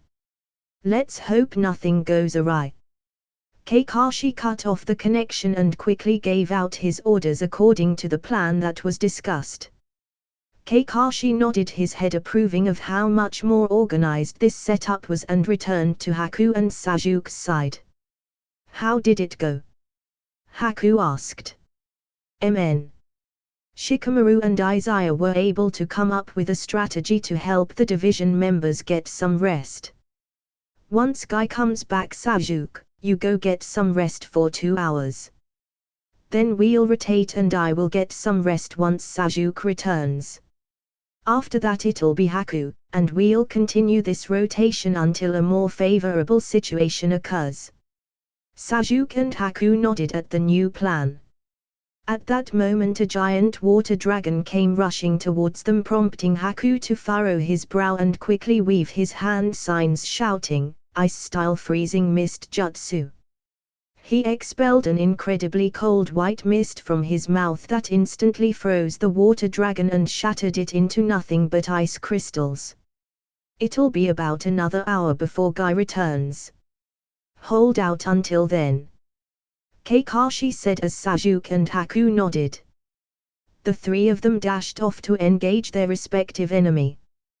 Bang! Haku threw a kick straight at Tobirama's head unsuccessfully as Tobirama blocked and grappled his leg.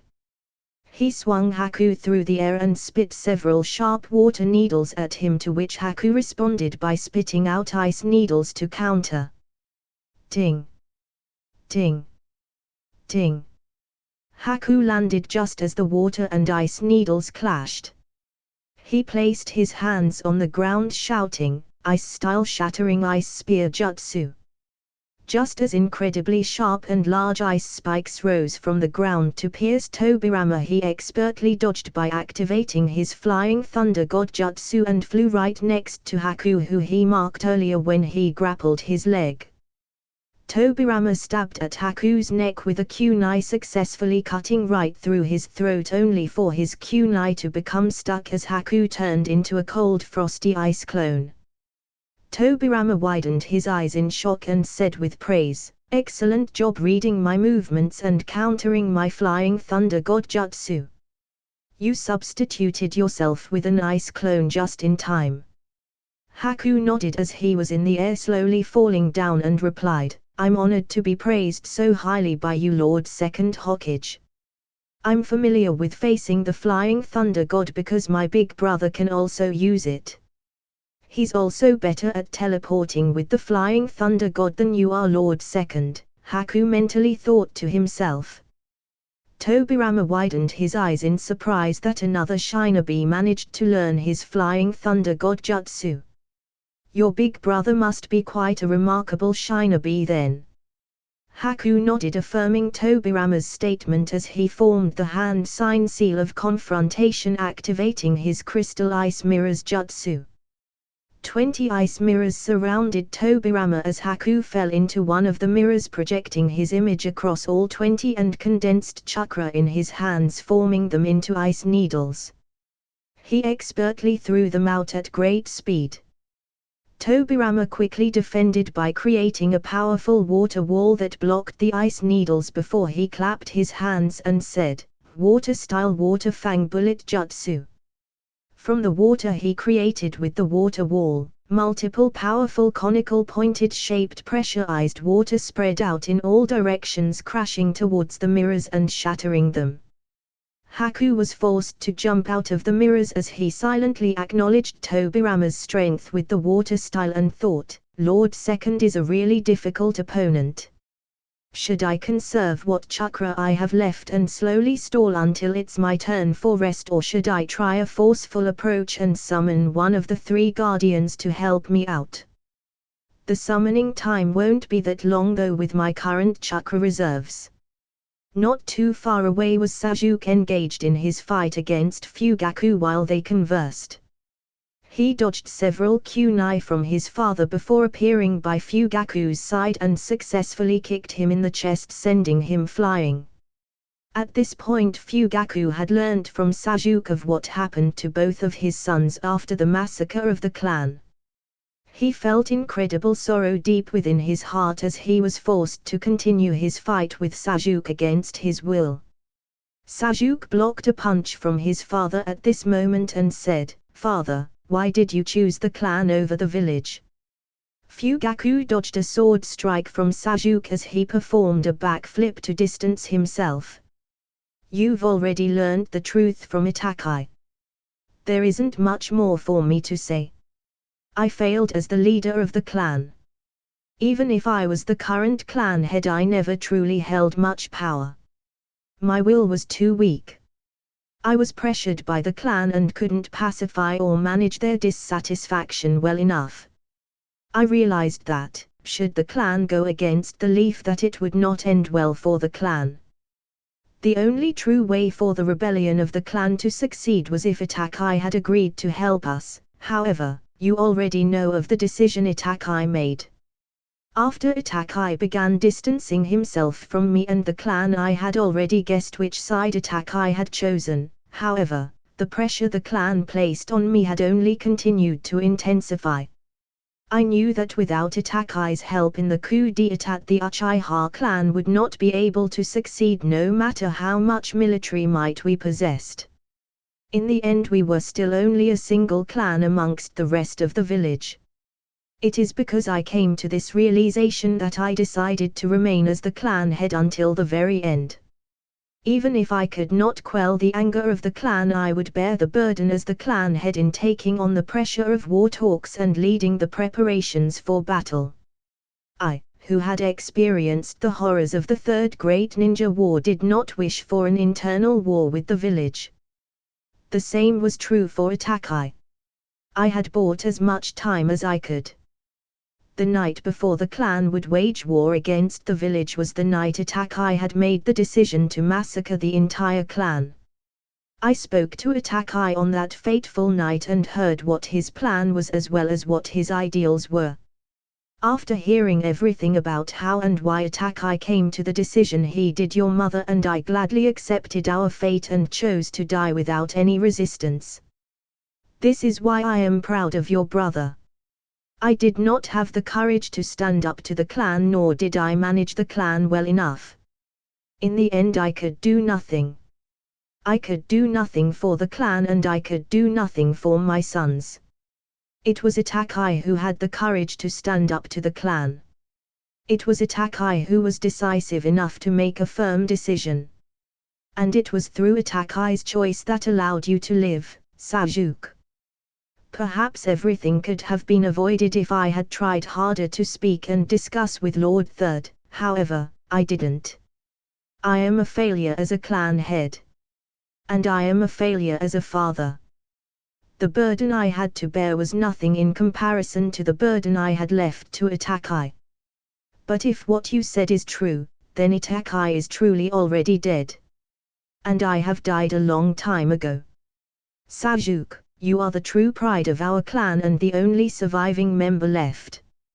Itachi left everything else to you. I also leave everything else in your hands. Although I am a reanimated shinobi right now, it is still my soul that is trapped in this body. Just as I am proud of Itachi, Sasuke, as you stand before me right now, I can truly say from the bottom of my heart that I am truly proud of you. Both of my sons had the courage to do what I could not. Both of my sons had the will to bear the heavy burden of their father and their clan. There's nothing left for me to say except this. I am proud of you. And as your father, I love you, my son. Quickly seal me away so that I may be with your mother and brother. His body involuntarily moved as he re-engaged Sasuke in a fierce clash of hand-to-hand combat. Sasuke dodged, blocked, punched, and kicked as he successfully created some distance from Fugaku. He stood atop a boulder looking down at his reanimated father. A single teardrop fell down the side of his cheek. Father, you don't have to worry. Leave the rest to me. I understand now. What a clan is. What a village is. What bonds are. What love and hatred is. I will carry on the burden of the Uchiha clan and rise above their darkness and truly restore their honor. Sasuke focused his main Gekyo on Fugaku and said, Amaterasu. He widened his eyes in shock at what happened next. Instead of Fugaku being lit aflame by the black fire, Fugaku had instead activated his own main Gekyo and used Amaterasu to counter. Furrowing his brow, Sasuke whispered to himself, Father also has the main Gekyo and can use Amaterasu. 5 shuriken flew in his direction which he expertly deflected using his sword of Kusanagi and then made a dash straight for Fugaku. Swish! He swung his sword only for Fugaku to block with a kunai.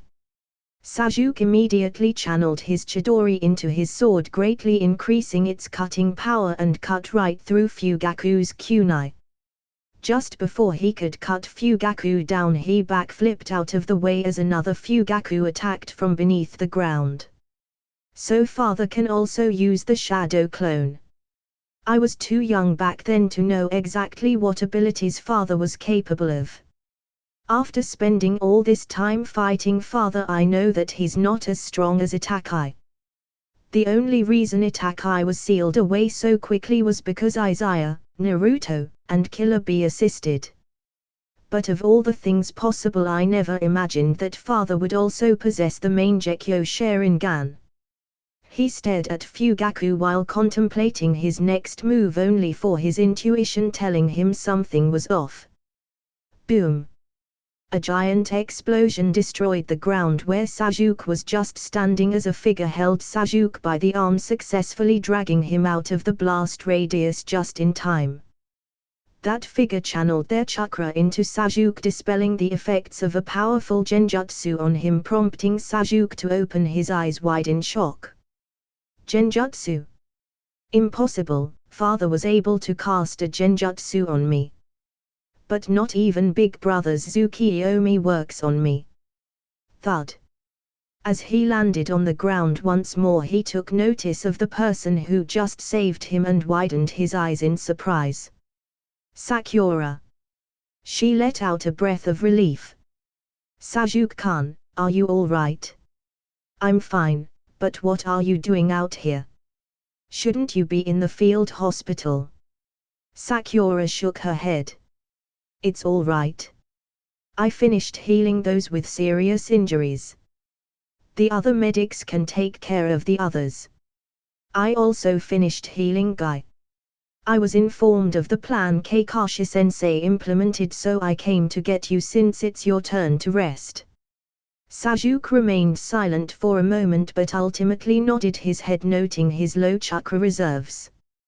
He had already expended a lot of chakra after fighting Itachi, and he had Izaya send him to fight Fugaku right after without rest. The main reason why he hadn't tried harder to seal away his father earlier was because he still wanted to speak to him. The downside was that the battlefield was chaotic enough to cost him more chakra than he would have liked. Turning back to face Fugaku, he was careful not to let his guard down while saying, "Sakura, thanks." Her cheeks flushed pink for a moment before returning to normal as she simply nodded in response. At this moment Fugaku made eye contact with Sajuke once more, only for Sajuke to feel something off, so he quickly gathered his chakra saying, "Release." He was instantly freed from Fugaku's genjutsu and came to an understanding as he thought, "It's just like Itakai's Tsukiyomi ability. I was caught in the Tsukiyomi once, but since we're blood related I have a higher chance of breaking free. The power of father's main Gekyo genjutsu is weaker than Itakai's Tsukiyomi. He caught me in it the first time because I was unaware of its power. Now that I'm aware of it I can break free of its control. I'm not exactly sure what kind of genjutsu it is, but since it stems from the main Gekyo it'll be tricky to deal with if anyone gets caught." Fugaku silently nodded in approval at Sajuke and Sakura. "You there, young girl? Good timing. Thank you for saving my son from my earlier attack." Sakura widened her eyes at the revelation of Fugaku's words, as she now knew that this reanimated shinobi was Sajuke's father. Fugaku turned to Sajuke and said, "Now that you've been hit with my main Gekyo's genjutsu ability once, it shouldn't have much of an effect on you anymore. You are blood related, so you can feel when you're being affected. Others however cannot. This genjutsu ability is called Amatsu Kami. It shares its name with Uchiha Shisui's main Gekyo power, but mine is much weaker. It requires me to make brief eye contact with my opponent and lets me place them under a powerful suggestive genjutsu controlling all of their senses for 5 seconds. There is also a 5-second interval before I can utilize this technique again. I advise someone fight me at long range and keep me at bay to stall me until you finish your rest, Sajuke. I can tell your chakra reserves are getting low." Swish. Kakashi arrived next to Sajuke and Sakura at this moment. "Guy is back to fight, Might Dewey, so go ahead and rest, Sajuke. I'll stall Fugaku until you return." Sajuke stood completely still for a moment in contemplation, but ultimately agreed. "All right. This may be a selfish request of mine, but I would like to be the one to defeat my father." After he confirmed that Kakashi agreed to his request, he took off with Sakura to the nearby field hospital. Sakura began dressing the wounds on Sajuke's body as he sat completely still, not knowing what to say. The mood in the tent became a bit awkward as the only sounds were the ones made from Sakura shuffling around and grabbing various medical tools. It wasn't long before Sakura finished patching up Sajuke's wounds and started putting everything away. She broke the silence between them first. "I'm all done, Sajuke-kun. Just get some sleep and rest. I'll be back every half hour to check on you and restore your chakra." Just as she was about to leave the room, Sajuke felt internally confused, so he said, "Wait." His one word caused Sakura to immediately halt her footsteps. She slowly turned around to face Sajuke once more. "Is there something else you need, Sajuke-kun? Aren't you going to say anything about me leaving Konoha for the past 4 years? You don't have anything to say to me about how I treated you and Naruto all this time?" Sakura's facial expression became a bit pained as she listened to Sajuke, but in the end she shook her head. "A long time ago I was pretty useless. All I did was talk and complain. I spoke about a lot of things and said a lot of nonsense that I couldn't back up with my own strength. I always relied on you, Naruto, and Kakashi-sensei. Then, one day someone gave me a wake-up call. They forced me to re-examine myself and face the truth that I was all talk and no action. They taught me that it was okay to be weak but not okay to remain weak. After realizing my situation, I resolved myself to never be that scared, helpless, and useless girl ever again. I don't want to see you or anyone get hurt in front of me and be unable to do anything about it. I've felt what that was like in the past. Never again will I go back to that. I refuse to be so useless. So even though it hurt to see you leave, I knew I couldn't do anything about it. I wouldn't have been able to stop you anyways. I realize how foolish I was back then. I don't have the right to criticize you for your actions, Sasuke. I'm just glad that you're back now. I've trained and worked really hard to get to where I am right now, and I'm still going to work even harder. Right now my power is only good enough to remain standing right behind you and Naruto.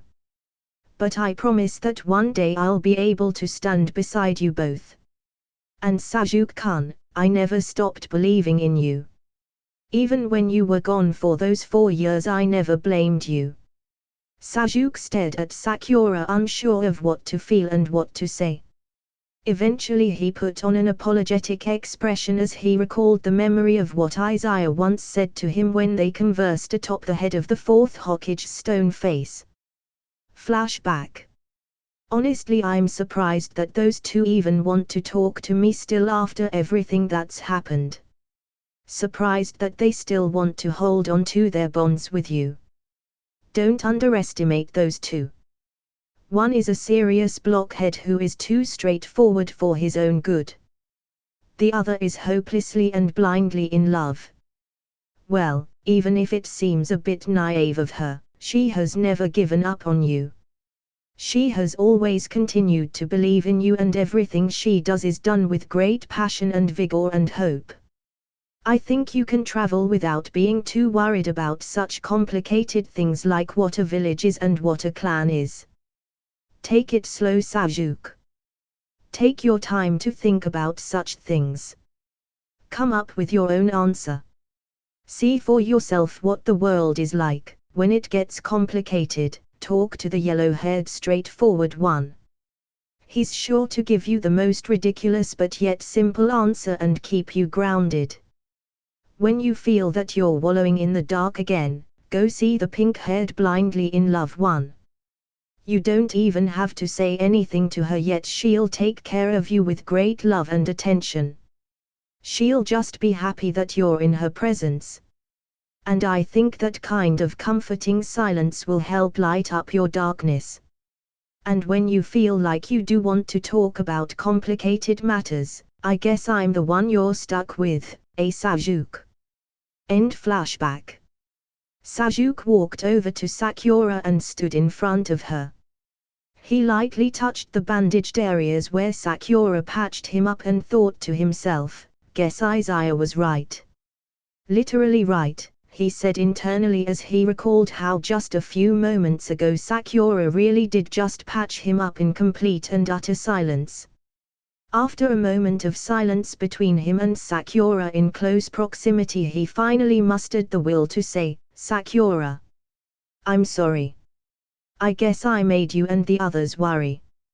I've finally decided. I'm returning to Team 7. Sakura's body trembled at Sasuke's words as she unconsciously shed some tears. She didn't know why the simple sentence of hearing Sasuke returning to Team 7 made her feel so happy. Sasuke on the other hand felt a bit panicked as he wasn't expecting such a reaction from Sakura, so he didn't really know what he should do. He inwardly breathed a sigh of relief when Sakura stepped forward and embraced him in a tight hug, since he didn't have to think about what action to take anymore. He was a bit surprised as what he thought was going to be an awkward hug turned out to be nice and comforting, even though the one who seemed to be the one needing comforting was Sakura. He slowly wrapped his arms around Sakura and lightly hugged her back. I suppose this isn't so bad, he said to himself. 888. A large desert filled with sparkling sand and large tall rock formations painted a scene that would have been pleasing to the eyes if not for the constant sounds of screaming and the smell of blood and death in the air as two sides of Shinobi clashed in what looked more like a one-sided massacre than an actual battle. On one side stood the members of the 4th Division along with the Kazekage Gaara, the Sashikage Onaki, and clone Naruto, while on the other side stood the 3rd Reikage, the 2nd Mitsukage Genjutsu, and the legendary Sannin Jiraiya. Onaki, Gaara, and Naruto were thinking of the best strategy to take when finally Hiruzen arrived on the scene. Onaki let out a relieved sigh and said, "3rd Hokage, you're finally here. With Naruto's help we managed to seal away the 2nd Sashikage Mu already." Without wanting to delay the situation any further, they began filling Hiruzen in on what the current situation was. Naruto chimed in and said, "Please Lord Third, let me face Jiraiya-sensei. As his student it is my duty to stop him." Hiruzen took a moment to take in Naruto's incredible transformation as he looked at Naruto's Nine Tails chakra cloak, mentally thinking, "Lord Fourth, your son has grown up splendidly. He has even managed to learn how to control the power of the Nine Tails." Gaara spoke up, snapping Hiruzen out of his mental thoughts. "Do you have any suggestions, 3rd Hokage?" Hiruzen nodded as he immediately came up with a plan. "Here's what we'll do. Naruto, we shall leave Jiraiya to you. Kazekage, Sashikage, you both go and subdue the 3rd Reikage. His defense, speed, and power are too great. Only incredibly powerful wind ninjutsu can cause him some light injuries, but with Onaki's particle style it won't matter how great his defense is. Kazekage, you can counter the 3rd Reikage's speed with your ability to manipulate sand, granting you a much wider range to help capture and hold him down. Work with the other Shinobi to corner the Reikage to give Onaki the chance to defeat him with his particle style. I will deal with the 2nd Mitsukage." The three of them nodded after hearing Hiruzen's plan and immediately separated. Swish! Just as Jiraiya launched a powerful fire-style ninjutsu at the Shinobi Alliance, Naruto appeared and destroyed it utilizing the powerful force generated from a Rasengan. Jiraiya immediately widened his eyes in shock as he stared at the person in front of him. Naruto? Is that you?" he asked, almost not believing his eyes. Naruto nodded. Sensei, I'm here now. I see. Ha ha ha ha. I see. Naruto. I've been waiting for you to come and stop me. What is that form of yours? Is that the power of the Nine Tails? Naruto smiled as he looked at the excited face of his old master. Even if his master was currently being controlled by the enemy, he was glad that he got to see his master once more. "Pervy Sage, I was finally able to learn how to control the Nine Tails chakra. This is my chakra mode Datbeo. I got to meet my mom Kushina and my dad, the 4th Hokage. They both helped me learn to control the Nine Tails."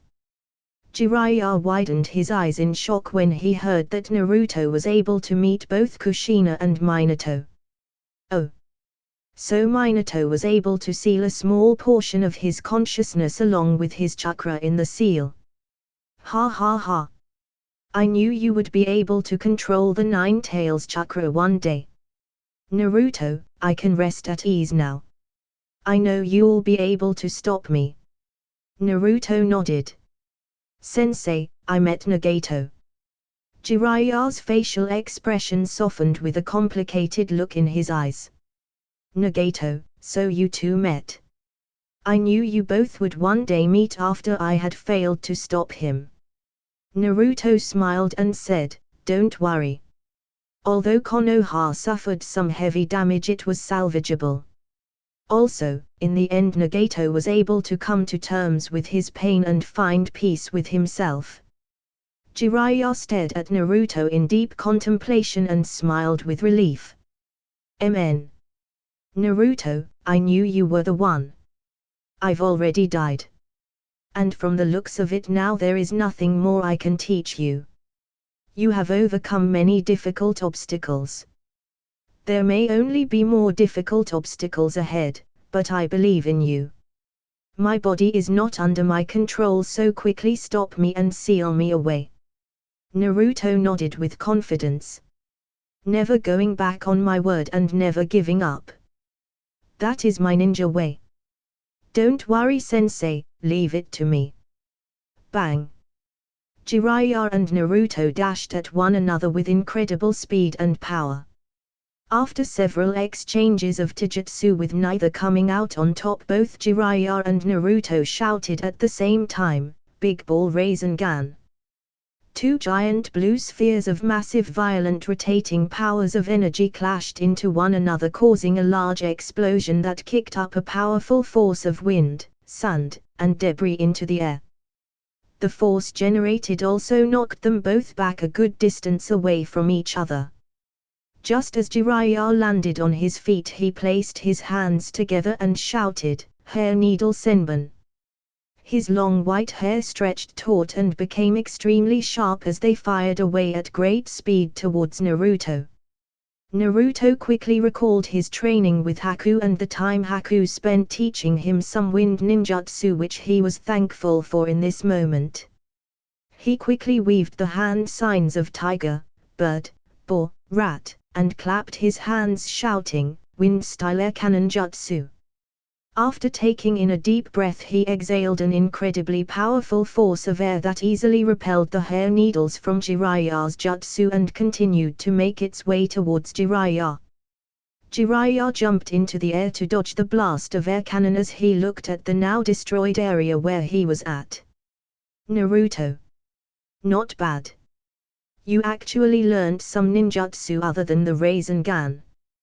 Just as Jiraiya turned to look back at Naruto, he widened his eyes in shock, seeing a violently spinning Rasengan that was shaped like a wind shuriken releasing a high-pitched noise. "What is that?" he thought. Naruto looked at his old master with sadness in his eyes as he said, "Jiraiya-sensei, this is my new jutsu I developed called Wind-style Rasen Shuriken. Leave the rest to me." Jiraiya smiled as he listened to Naruto and watched as the Rasen Shuriken approached his body in the air. Just before he was hit, Jiraiya let out his last words. "Yeah, Naruto, I've left everything to you a long time ago. I couldn't be any prouder of you than I am right now. The tale of Uzumaki Naruto, your story is only beginning and it'll only get better from here on out. I know it." Boom! Just as Jiraiya finished speaking his last words, he was hit by Naruto's Rasen Shuriken, causing a gigantic explosion to occur before dissipating. The ceiling core immediately sealed Jiraiya away before he could regenerate, while Naruto stood on the side in silence for a moment. He thought back to the prophecy that the great Toad Elder had predicted for him. "Toad Gramps said I'd meet an octopus that'd help me out. He said that I'd be given the sealing formula Dad left behind for me and that I'd be forced to fight someone important to me. He also told me that I'd meet an old friend of his from long ago, but he couldn't see much because it was too dark. According to the Elder, the darkness could be due to him being unable to predict any further, or it could mean something ominous. Anyways, B must have been the octopus talked about, and I already received Dad's sealing formula for the 9 tails. Fighting someone important to me must have been Jiraiya-sensei." Hiruzen, Onaki, and Gaara arrived by Naruto's side at this moment, having also successfully sealed away the 3rd Raikage and the 2nd Mitsukage. This snapped Naruto out of his thoughts as he bowed deeply in respect to his late master. After the 4th Division counted their losses and reorganized their formation, they immediately set out to the aid of the other divisions. It was also at this moment that deep within an unknown area in a dark cave sat Kabuto, who clicked his tongue in annoyance. What to do? I never expected that so many of my valuable pawns would be sealed away so quickly. Itakai, Nagato, Mew, Genjutsu, the third Reikage, Rosa, Jiraiya, Kigami, half of the 7 ninja swordsmen, and others. I suppose I'll bring out that card, he ha ha ha ha. Kabuto moved a white stone piece on the board as he licked his lips in anticipation. I went through a lot of trouble and effort and was incredibly lucky to find this Shinobi's DNA. With him around, it won't matter if you sealed away the reanimated Shinobi. It'll take some time to prepare his full body, but once it's done, he'd out to give the Alliance a headache to deal with. Second Division. A cold breeze blew through the air as the temperature in the surrounding area dropped to 12 degrees Celsius. White snow blanketed the landscape as many in the Shinobi Alliance lightly shivered from the new frosty climate. Hanabi was currently standing outside the tent of HQ for her shift on guard duty, with a large warm fur coat draped over her shoulders to keep her warm as she pondered to herself. The war started on the 6th of October, but it's already the 9th of December. The 4th Division successfully defeated Jiraiya and the previous Forkage, so they had immediately set out to provide reinforcements for the 1st, 2nd, and 3rd Division battlefields. With their aid, the war has slowly begun to tip in favor of the Alliance. The 1st Division was alleviated of a great deal of pressure, and the 3rd Division was able to seal away the remaining 4 ninja swordsmen. All that's left is sealing away Might Dewey, Uchiha Fugaku, and the 2nd Hokage Tobirama. They were a bit trickier to deal with due to the new variable of a large white Zetsu unit joining in the battle, but the situation was still manageable. As for us, the 2nd Division, the reanimated Fu, Torun, Kyo, and Kanon have already been successfully sealed away. All that's left is to seal away Hanzo, which Lord 5th Hokage is dealing with right now. The white Zetsu here have mostly been dealt with thanks to Izaya. As she thought of Izaya, she started to pout and frown a little. It was at that moment that Hinata, who was also on guard duty alongside Hanabi, noticed her pouting facial expression and let out a small laugh. Hanabi, hearing Hinata laugh to herself, turned around and said, "What's so funny?" Hinata's cheeks turned pink as she was caught and smiled sheepishly. Nothing." Hanabi narrowed her eyes, unconvinced. "Liar. Spill." Hinata let out a sigh of defeat. "Ahem. It's just that you were pouting.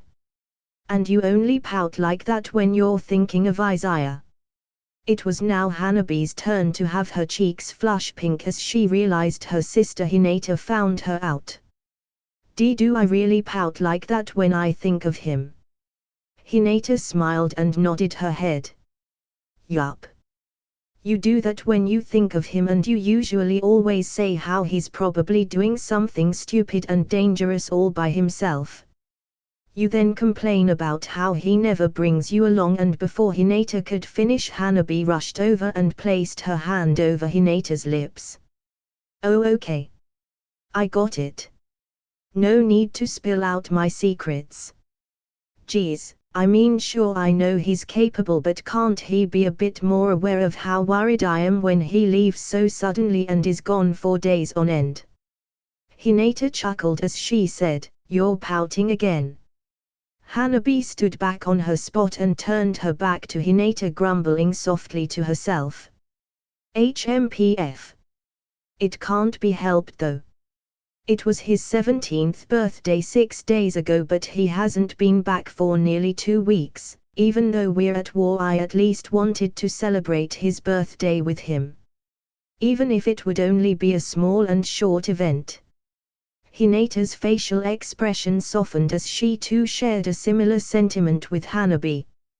She wanted to celebrate Naruto's birthday with him, but because of the things going on in the war, Naruto wasn't ever in one spot too long. She stared at Hanabi's back for a moment before attempting to console her. It can't be helped, Hanabi.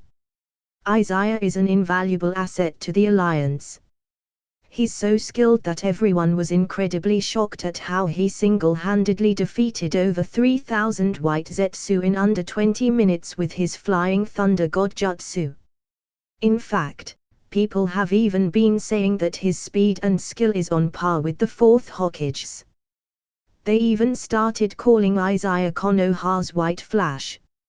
Some even call him by the moniker of the Blind Warrior.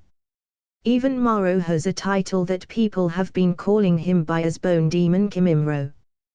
Hanabi let out a soft sigh in defeat but smiled in the end. Right. Konoha's White Flash. She couldn't help but be happy that everyone had acknowledged the strength and skill her boyfriend possessed. She continued to smile at the fact that Izaya was truly hers and hers alone. Hinata continued where she left off.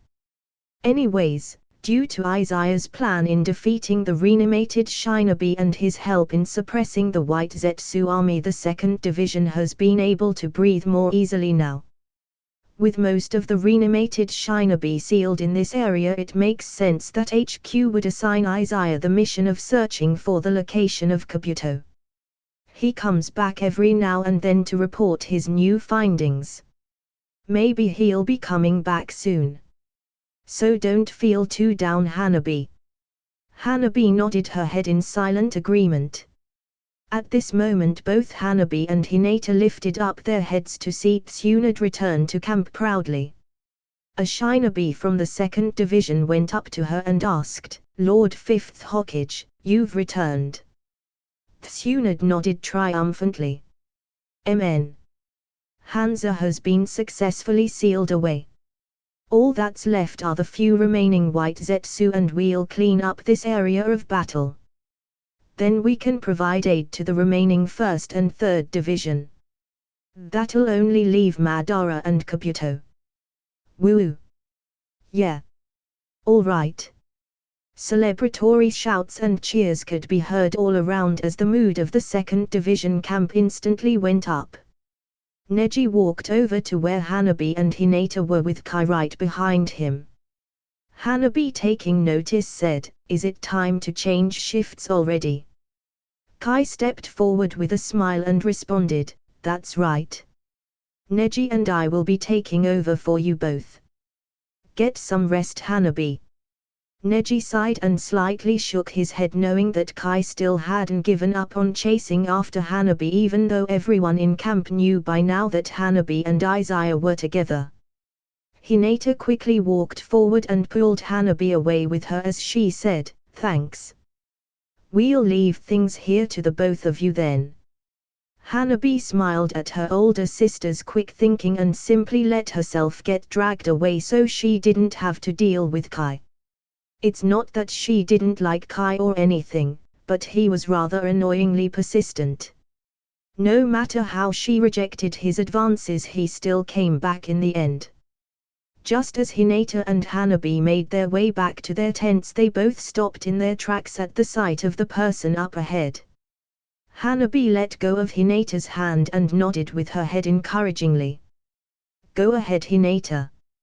Looks like Naruto's waiting for you." Hinata slightly blushed but nodded her head sheepishly. "Sorry, Hanabi." She then rushed off to meet Naruto, leaving Hanabi standing by her tent all alone. Geez. Look at her, she's so happy just seeing Naruto. That Naruto is probably just a clone too. Well, at least they've been able to get a lot closer during the war. She briefly thought of Izaya before she blushed and shook her head. "I definitely do not act like Hinata when I see that idiot, nope, definitely not. I hope. Maybe. She slowly gripped the necklace that Izaya had given her a long time ago. Even though he said he'd be back for it, in the end he decided to let her keep it. Idiot. Hurry back already. She whispered softly to herself before walking into the warmth of her cozy tent away from the biting cold outside. 888. 3rd Division. Boom. Bang. Boom. At this moment Haku was locked in a fierce battle against Tobirama as they both unleashed a barrage of incredibly powerful water ninjutsu against the other. Haku had the edge as he was currently in Sage mode, which gave his ninjutsu even more power. Through their battle they had drastically transformed the terrain around them into one of a watery lake from the use of their overbearing jutsus. Haku quickly did a backflip and dodged a barrage of shuriken before quickly placing his hand on the water's surface, shouting, "Sage Art, Water Style Water Dragon Jutsu." He watched Tobirama expertly dodge in the air and prepare an attack to counter, but this caused Haku to smirk as he finally succeeded in luring the second Hokage into his trap. He formed the hand sign seal of confrontation and said, "Sage Art, Ice Style Crystal Ice Mirror Jutsu." 2 mirrors appeared at once. One behind Tobirama's retreating form and another right next to himself. Haku quickly slashed out with a sage-powered wind style through the mirror, successfully splitting Tobirama's body in half, who praised, "Good moves. Your skills are first class amongst shinobi. Quickly seal me away." Haku nodded and quickly placed his hands in front of him. "Sage Art, Ice Style Ice Prison Jutsu." A frosty block of ice quickly froze Tobirama's reanimated body, preventing it from reforming. After a few minutes the sealing core arrived on scene and successfully sealed away the second Hokage. Haku finally let out a long sigh of relief and released his Sage mode as he walked back to the 3rd Division's camp. As he was walking around, several people stood up and greeted him. "Welcome back, Silent Killer. Frost Needle, great work." "Yeah, great work, Frost Needle. 1,000 needles. I heard you successfully defeated the second Hokage. Awesome work." Haku's cheeks flushed red as he simply nodded and continued to quickly walk away in silence, wanting to escape from the embarrassment he felt. After all these months of battle, people started calling him Frost Needle Haku or 1,000 Needles Haku from his use of his Senbon needle throwing skills against the unexpected White Zetsu army that attacked them a while ago. Not only that, but he also utilized the silent killing technique to get rid of a lot of the White Zetsus during the night, prompting people to call him Silent Killer Haku. Unfortunately, it didn't stop there.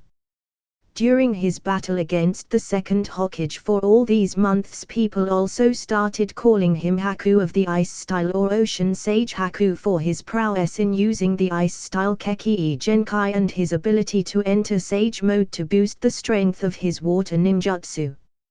He finally breathed out a sigh of relief once he made it to the main tent where Kakashi, Sasuke, Guy, and Sakura were.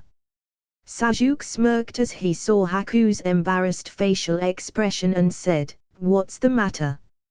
You successfully defeated and sealed away the second Hokage. That's an impressive feat, Haku of the Ice Style. Or perhaps you prefer Ocean Sage Haku." Guy quickly placed his hands over his mouth as he attempted not to laugh while Haku's face turned even redder. Sakura lightly punched Sasuke's arm and said, "Sasuke-kun, stop teasing Haku. Besides, I recall that people also started calling you Demon Eye Sasuke. Or maybe you prefer the one when they call you Sasuke of the Sharingan. No, maybe you like it when the girls call you Lord Sasuke." Sasuke's cheeks also turned slightly pink from embarrassment at Sakura's comment, so he quickly looked away and coughed, trying to change the topic. "Ahem. Shouldn't we discuss what we're going to do now?" Kakashi let out a soft sigh. "Haku, Sasuke, don't be bothered about the titles people are calling you guys by. It's actually not so bad. It means you've both made a name for yourselves amongst your fellow shinobi peers and have been recognized as belonging to a different class of shinobi. Haku finally reined in his emotions and said, "What do you mean by belonging to a different class of shinobi?" "Well, it essentially means that you've been classified by the shinobi world as a ninja who is stronger and more dangerous than the average ninja. For example, the 7 ninja swordsmen of the mist. They are so named due to the world recognizing their strength as being a cut above the rest. And it's kind of true, after all they did do a considerable amount of damage to the division." Another example would be the 4th Hokage. He earned the title of Konoha's Yellow Flash for his unmatched speed and agility. In the last Great Ninja War he was such a famous shinobi with a strength that was recognized by the entire world that a flee on-sight order was given to anyone who saw the 4th Hokage on the battlefield. And, in truth, the 4th really was a shinobi with strength far above the rest. So for both you and Sasuke to be given titles and nicknames amongst the rest of the division means they have recognized that your strengths are a cut above the rest. Guy chimed in at this moment as well, nodding in agreement with Kakashi. "That's right. The fact that Sasuke has been given the moniker of Demon Eye and that Haku has been given the moniker of Ocean Sage means that you both are now in a class of shinobi that stands above the rest. You both would easily be ranked as S-rank level shinobi in battle prowess. Don't forget, even Kakashi has a title that has been recognized by the world of shinobi." Sakura nodded as she recalled Kakashi's title and said, "That's right, Kakashi-sensei is also called the Copy Ninja." Kakashi felt his cheeks ting a bit of pink at that name and quickly steered the conversation away. "Anyways, that's all it is. So don't feel too embarrassed about such things. The reason why they give you such titles is not only because they recognize your individual strength, but it also helps them cope with the current war situation. You see, people have an innate feeling of safety and security when they fight alongside someone well-known or famous. They feel their confidence and motivation increase, and this is a great help to their psyche. In battle, the state of one's psyche is incredibly important and can make up the difference between winning or losing or surviving and dying. But, enough about that. We've finally successfully sealed away Might Dewey, Uchiha Fugaku, and the 2nd Hokage. We'll let everyone rest for 4 hours before we move out. I hear that the 2nd Division is just about to finish up their end of the battle, so that only leaves the 1st Division. They seem to be managing their situation well, and with the added might of us, the 3rd Division, the battle by the sea should be won in due time." Guy nodded in agreement. Before anyone could do or say anything else, a huge earthquake shook the entire campground, greatly alarming everyone in the 3rd Division. Kakashi, Guy, Sakura, Sasuke, and Haku quickly ran outside to take a look at what was happening and were greatly shocked to see a giant 20-meter bear and a giant 18-meter lizard wreaking havoc over the area. "What's going on? Where did these creatures come from?" Guy said in confusion. Just before the bear's claw was going to swipe down and kill a group of shinobi, Haku immediately activated his ice-style crystal wall jutsu to block the attack. Sasuke quickly jumped in the air and arrived near the giant bear, activating his main Gekyo Sharingan. A purple skeletal frame appeared around his body as a thick skeletal fist swung out, striking the bear in the face and knocking it back several meters away. Sakura also jumped in front of a group of shinobi and thrust out her palm upwards, successfully stopping the stomping feet of the giant lizard before it could crush the members of the 3rd Division. She pulled back her right fist and concentrated her power before punching out and shouting, "Shihanaru!" The lizard flew back a few dozens of meters from the force of Sakura's powerful punch and knocked right into the giant bear, causing it to fall down again. At that moment a figure appeared in front of the two giant creatures, causing everyone to be completely shocked. Haku spoke out first as he was greatly confused. Lord second. But how? I'm certain I sealed you away. There's no way my senses in Sage mode were unable to detect whether you were a clone or not. Tobirama nodded and quickly said, it's true. You sealed me away.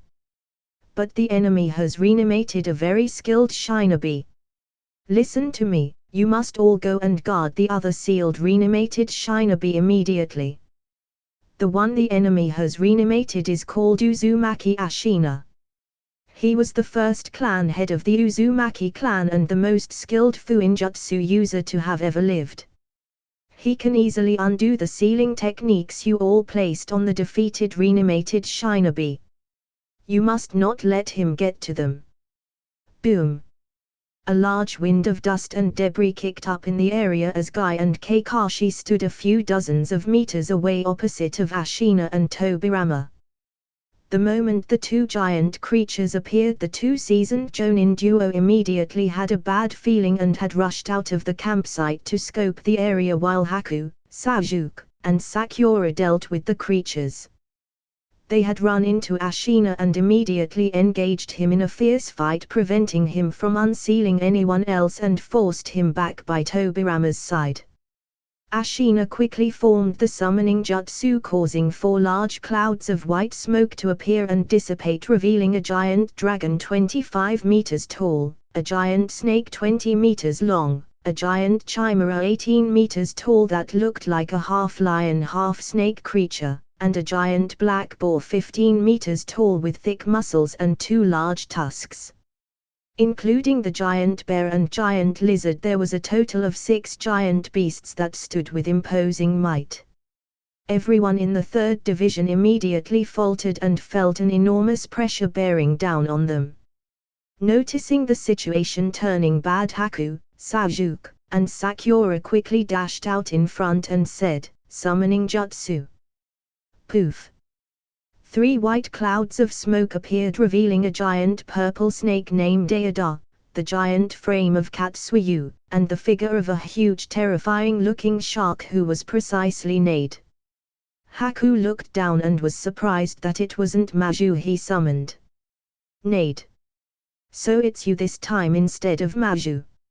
In a deep, dark, and devilish voice Nade replied, "Of course. He's always trying to hog the show, wanting to come out instead. I had to scold him how he hasn't once let Dako or I respond to your summon yet. So who are the unlucky fellows?" Nade furrowed his non-existent eyebrows as he stared at the 6 summons in front of him and the 2 reanimated shinobi nearby. "Nade, those 2 down there are reanimated shinobi. They're called Senju Tobirama, the 2nd Hokage of the village I'm from. The other one is called Uzumaki Ashina. He's a powerful Fuinjutsu user and the one who summoned these 6 creatures." Nade stared interestingly at the 6 creatures and the 2 reanimated shinobi before nodding his head. "I see. Not bad, not bad. I sense powerful chakra from those 2 reanimated shinobi. And his summons are pretty unique. All right kid, I'll help you out. It's been a while since I've stretched my fins in the outside world." The 6 creatures immediately rushed forward, beginning their attack. Aida and Sasuke quickly engaged in a fierce battle against Ashina's summoned snake and chimera, whilst Sakura and Katsuyu fought against the summoned lizard and bear from before. Nade remained unmoved as a giant boar and giant dragon rushed straight at him. He simply took a deep breath in and shouted, "Heavenly Sage Art, Grand Pool Explosion Jutsu." Just as the dragon and boar came within 5 meters of Nade, he opened his mouth and released a giant torrent of water that instantly engulfed everything within 50 meters of him before all the water rose into the air, creating a giant 200-meter long, wide, and deep floating aquarium. Everyone in the surrounding area instantly widened their eyes in disbelief at the display of such powerful water ninjutsu. Even Haku didn't believe what he was seeing. This is the power of Heavenly Sage mode!" Haku exclaimed in shock. Nade simply laughed. "Ha ha ha ha. That's right, kid. This is the kind of power that everyone at Ryugajo Palace has been trying to train you to acquire. The truth is, I haven't achieved perfect Heavenly Sage mode yet. Only Oya Tatsumi, the ruler of Ryugajo Palace, is a perfect Heavenly Sage. The power of a perfect Heavenly Sage is even greater than this. You can tell when someone has become a perfect Heavenly Sage when a unique cloak of chakra is emitted from their body. As you can see, I don't have anything like that. But, even as an imperfect Heavenly Sage, I'm no pushover." Haku simply remained silent in continued shock for a few moments longer before he snapped out of his stupor. "Nade. If I knew you had this kind of power, I would have summoned you to help me fight against Lord Second a long time ago." Well kid, maybe it wasn't so bad that you didn't summon us to help you out in that fight. I can tell that the guy you call Lord Second is pretty tough. And I can tell that you got much stronger since we last met. So even though it might have taken you longer to beat him, the trade-off was that you got insanely stronger. This is beneficial on your road to becoming a Heavenly Sage." At this moment the dragon and the boar could no longer hold their breath and drowned, disappearing in a puff of smoke, prompting the giant water aquarium to dissipate.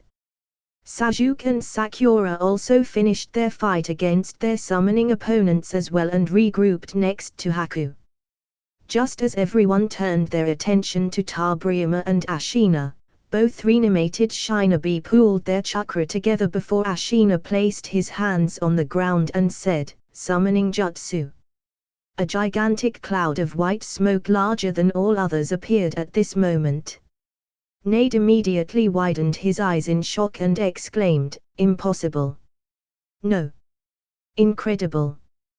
To think that that reanimated shinobi had a summoning contract connected to this devil." Haku immediately felt worried after hearing what Nade said. "Nade, what is it?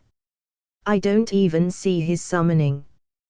Just as Haku finished his sentence, Ayada screamed in pain and disappeared in a puff of smoke, prompting Sasuke to jump onto Katsuyu's head next to Sakura. "What happened?" Sasuke said in alarm. Nade quickly chimed in. "Oi, little girl on the slug's head. You better recall your summoning and get on top of my back. I'm afraid only I will be able to survive this." Sakura immediately did as Nade suggested and jumped onto Nade's back along with Sasuke, Kakashi, and Guy. Not a moment later, a large pool of water erupted from beneath the ground, spanning for 500 meters in all directions and continued rising. Haku widened his eyes in shock and alarm. "Nade. The Alliance members." Nade narrowed his eyes and shouted, "All right. Leave it to me." He quickly swiped out his fins and shouted, "Heavenly Sage Art, Grand Shark Precession Jutsu." Thousands upon thousands of small water bubbles in the shape of a shark immediately swam forth and swallowed as many members of the 3rd Division as they could safely, keeping them away from the torrent of the gigantic whirlpool in the area and also avoiding large sharp teeth-like protrusions that stuck out and swirled around with the whirlpool. The entire ordeal lasted for a total of 5 minutes before the giant whirlpool disappeared in a puff of smoke. This also caused all the bubble sharks to dissipate and release the members of the 3rd Division that Nade was able to save. Nade panted heavily, trying to catch his breath since he was completely exhausted after the enormous amount of chakra he expended to protect his body and as many of the 3rd Division members as he possibly could. Haku frowned as he took a look around at the destruction caused by what just happened. He also had an apologetic look as he patted Nade's back comfortingly. Nade, sorry to make you work so hard. Thanks for saving as many people as you did. Heh. Indeed you should be thanking me. That was a lot tougher than I thought. I never imagined that I'd ever run into that summoning ever again. Kakashi frowned as he tried to make sense of everything that just happened and asked, what was that? Didn't Ashina say summoning jutsu? Don't tell me that enormous pool of water with sharp protrusions sticking out of it was a summon. Nade lightly chuckled. That's right.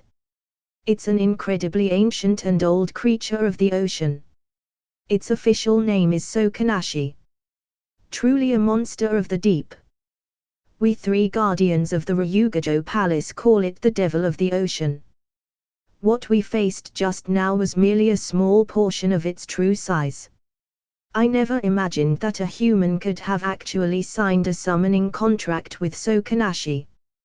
But from the looks of it, it isn't a summon he can call very often. Seems he needs the help of someone else's chakra pool just to call a small piece of it to battle. Nade diverted his attention from Kakashi and back to Haku. Kid, the first battle you summoned me into and I had to face a real monster. I suppose the outside world really has gotten a bit more interesting. Anyways, I've spent too much chakra so I'll have to leave you. I took the liberty of securing the other reanimated shinobi you all sealed away. I sensed those two called Ashina and Tobirama go after them so I figured I'd thwart their plans. They disappeared from the area pretty quickly after that. Sorry I couldn't save everyone from the attack. Haku shook his head and replied, No Nade, you don't have to apologize.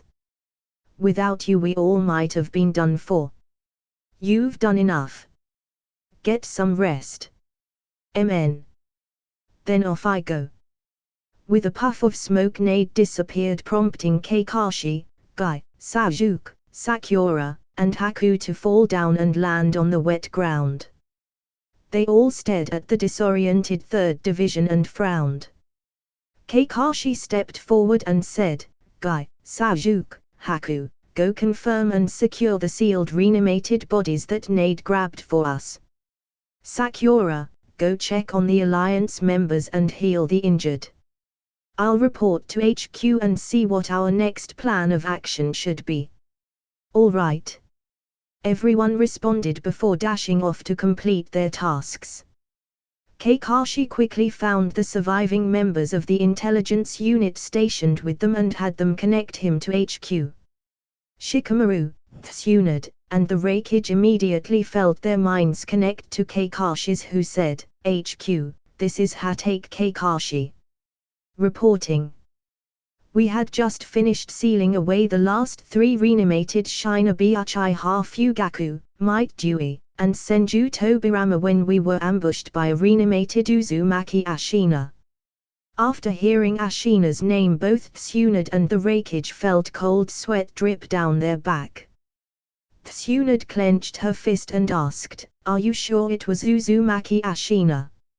As in the first clan head of the Uzumaki clan. Kakashi nodded and confirmed, yes. No doubt. It was Ashina who unsealed Lord Second Hokage and it was Lord Second who told us that it was Ashina.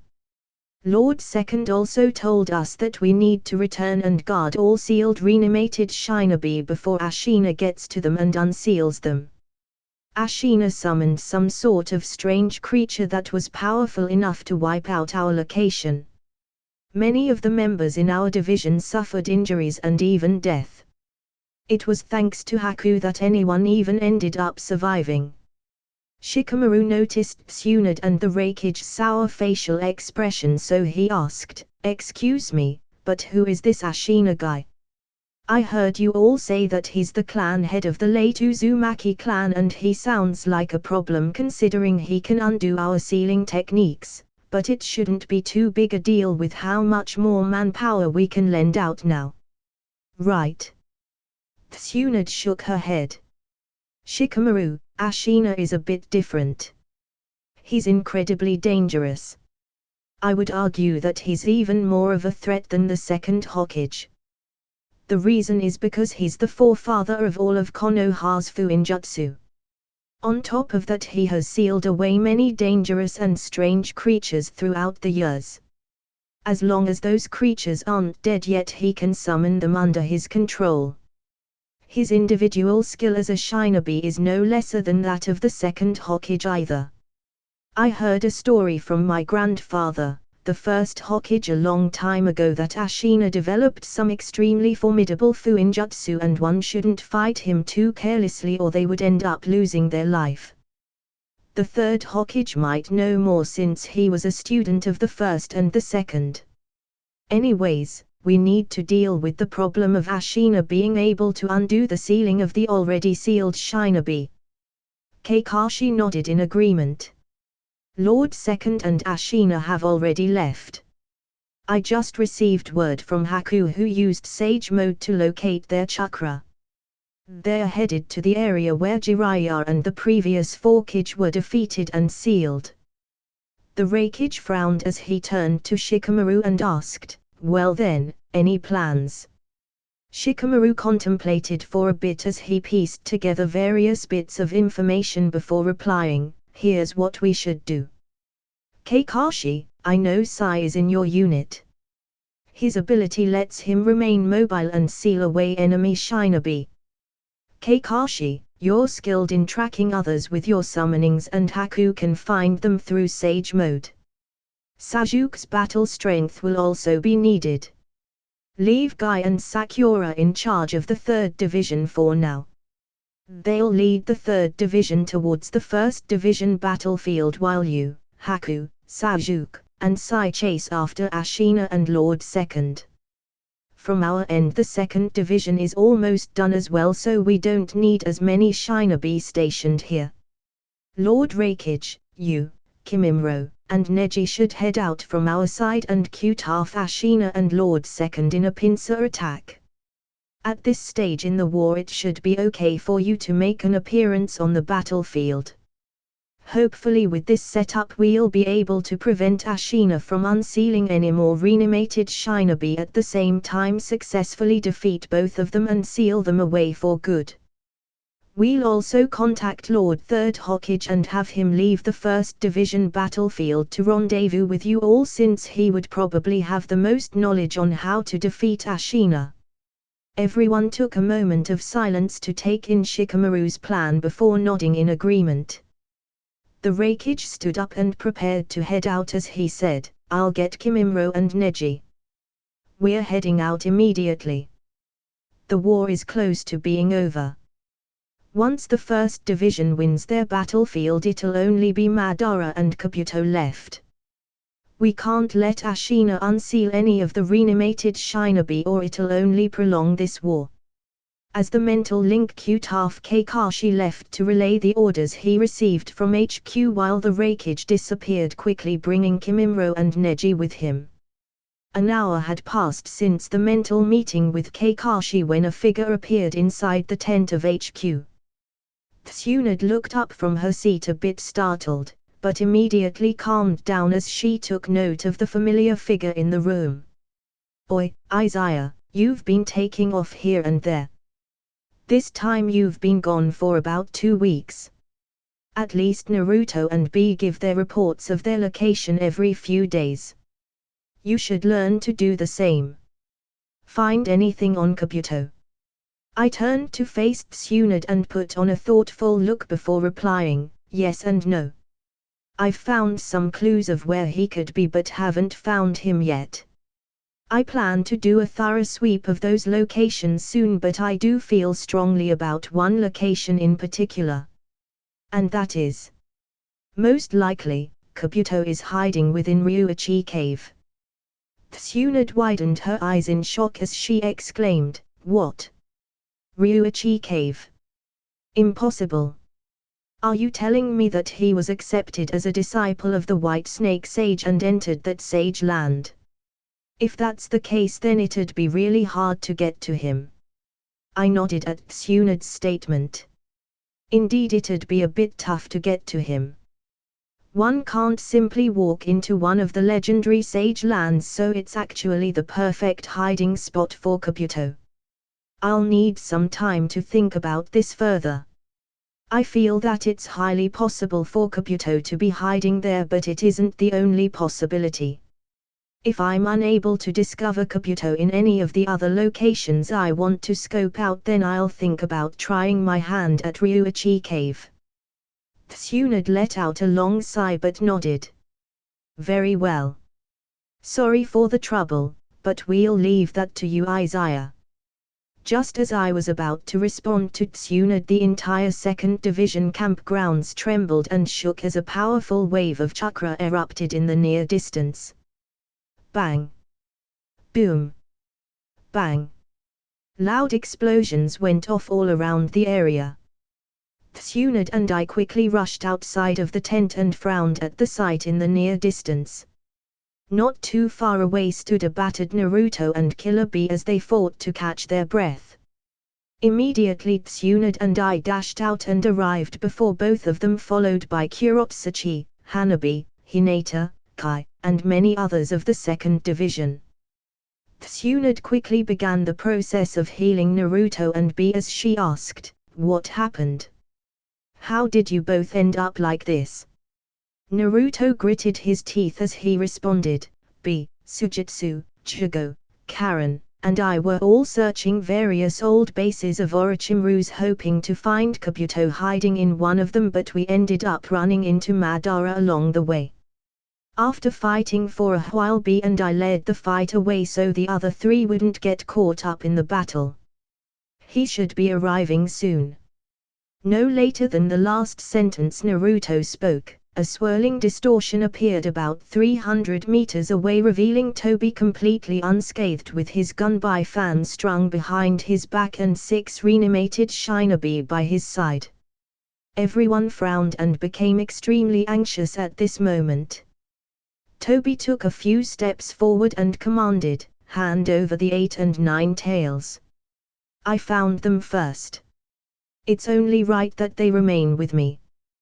Tsunade scowled and was about to step forward to face him when I stood out instead. "Lord 5th Hokage, don't."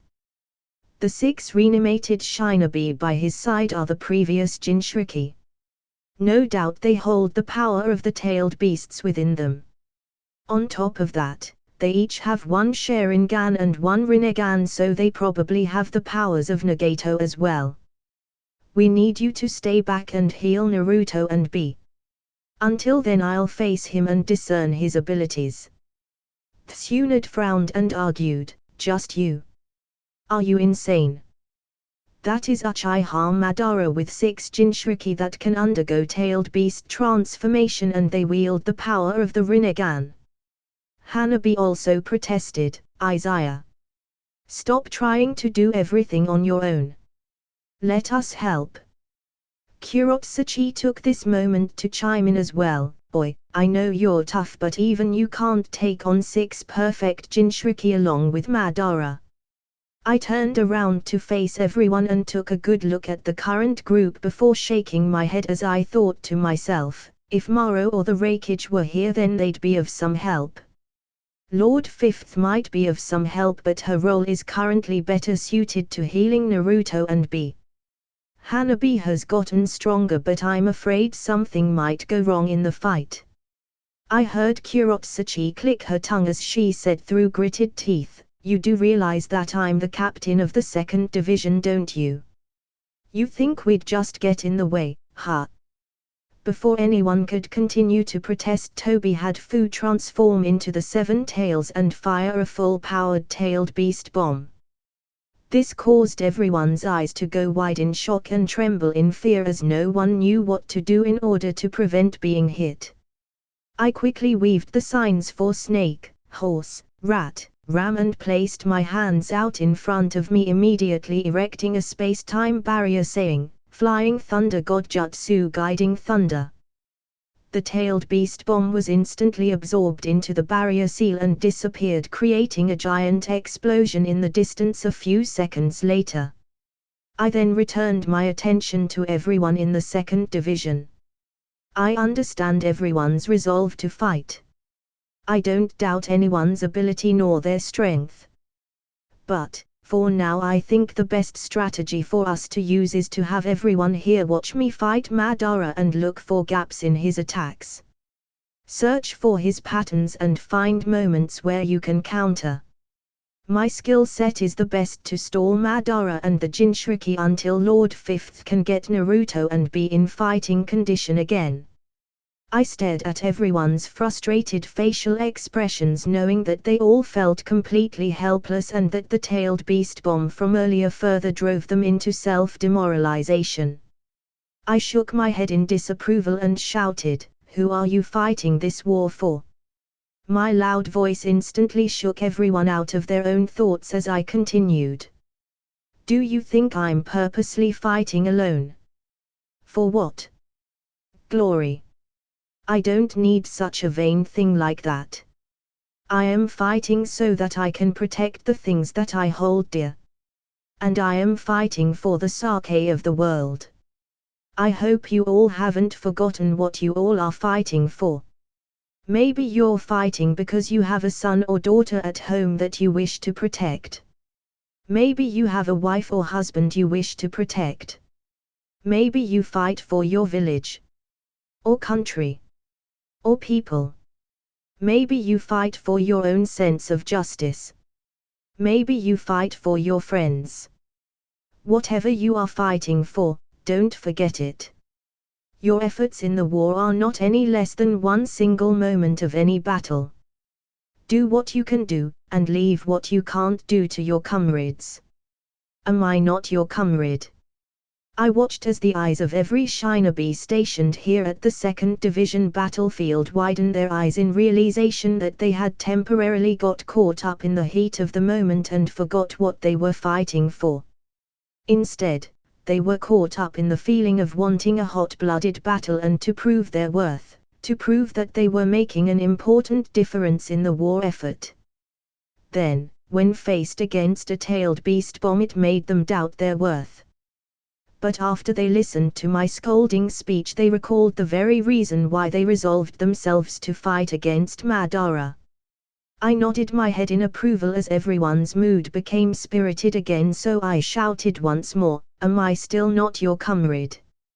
"You are," they shouted back.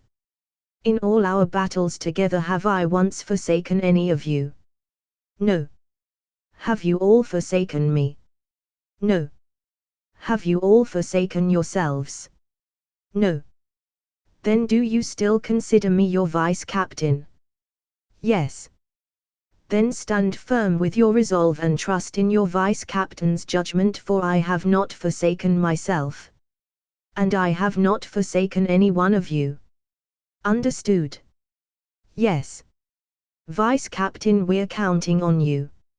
You're Konoha's White Flash. We'll believe in you. With Vice Captain on our side, anything's possible." "Right." Vice Captain was the one who planned the defeat of the reanimated shinobi and defeated most of the White Zetsu army on his own. I can't believe we were so foolish thinking that it was all over just because of one tailed beast bomb.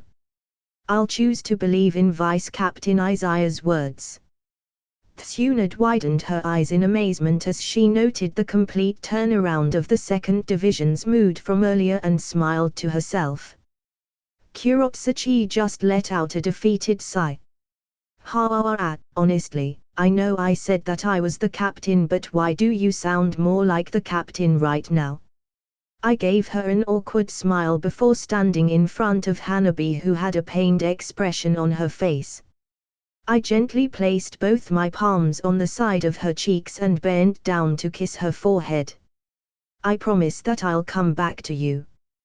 Before she could respond, I dashed away and stood out between Toby and the 2nd Division. Toby smirked as he said, well, the lone ninja, Karasuma Izaya. I hear that you've been called Konoha's White Flash and the Blind Warrior. Fitting titles. And quite the impressive speech you gave. I had hoped to break their spirit with that attack of mine." To think you'd be able to nullify the psychological effect it had. I think that it is time I kill you. You seem to be posing more of a problem than I originally anticipated. I scoffed at Toby's remark and spun a special kunai in my hand. You have to have the skill first. So, shall we dance? At this moment 8 people stood in the distance unmoving amongst a field of white snow as a cold wind blew through the air while hundreds of people from the 2nd Division stood on the outskirts feeling incredibly nervous. One member couldn't hold in his anxiousness and finally said, Captain Kurotsuchi, Lord 5th Hokage, is Vice Captain Izaya really going to be alright on his own against Madara and his 6 Jinchuriki? Kurotsuchi frowned completely doubtful herself, but didn't want to bring down the mood so she remained silent. Tsunade scowled and said, Quiet. Pay attention and don't take your eyes off of the battlefield. Observe every detail. If we can find even just a single instance of an opening or weakness in Madara's attack, then it'll be advantageous for us. She then returned her focus to healing Naruto and B. There was finally movement in the battlefield as the 6 Jinchuriki rushed out at great speeds.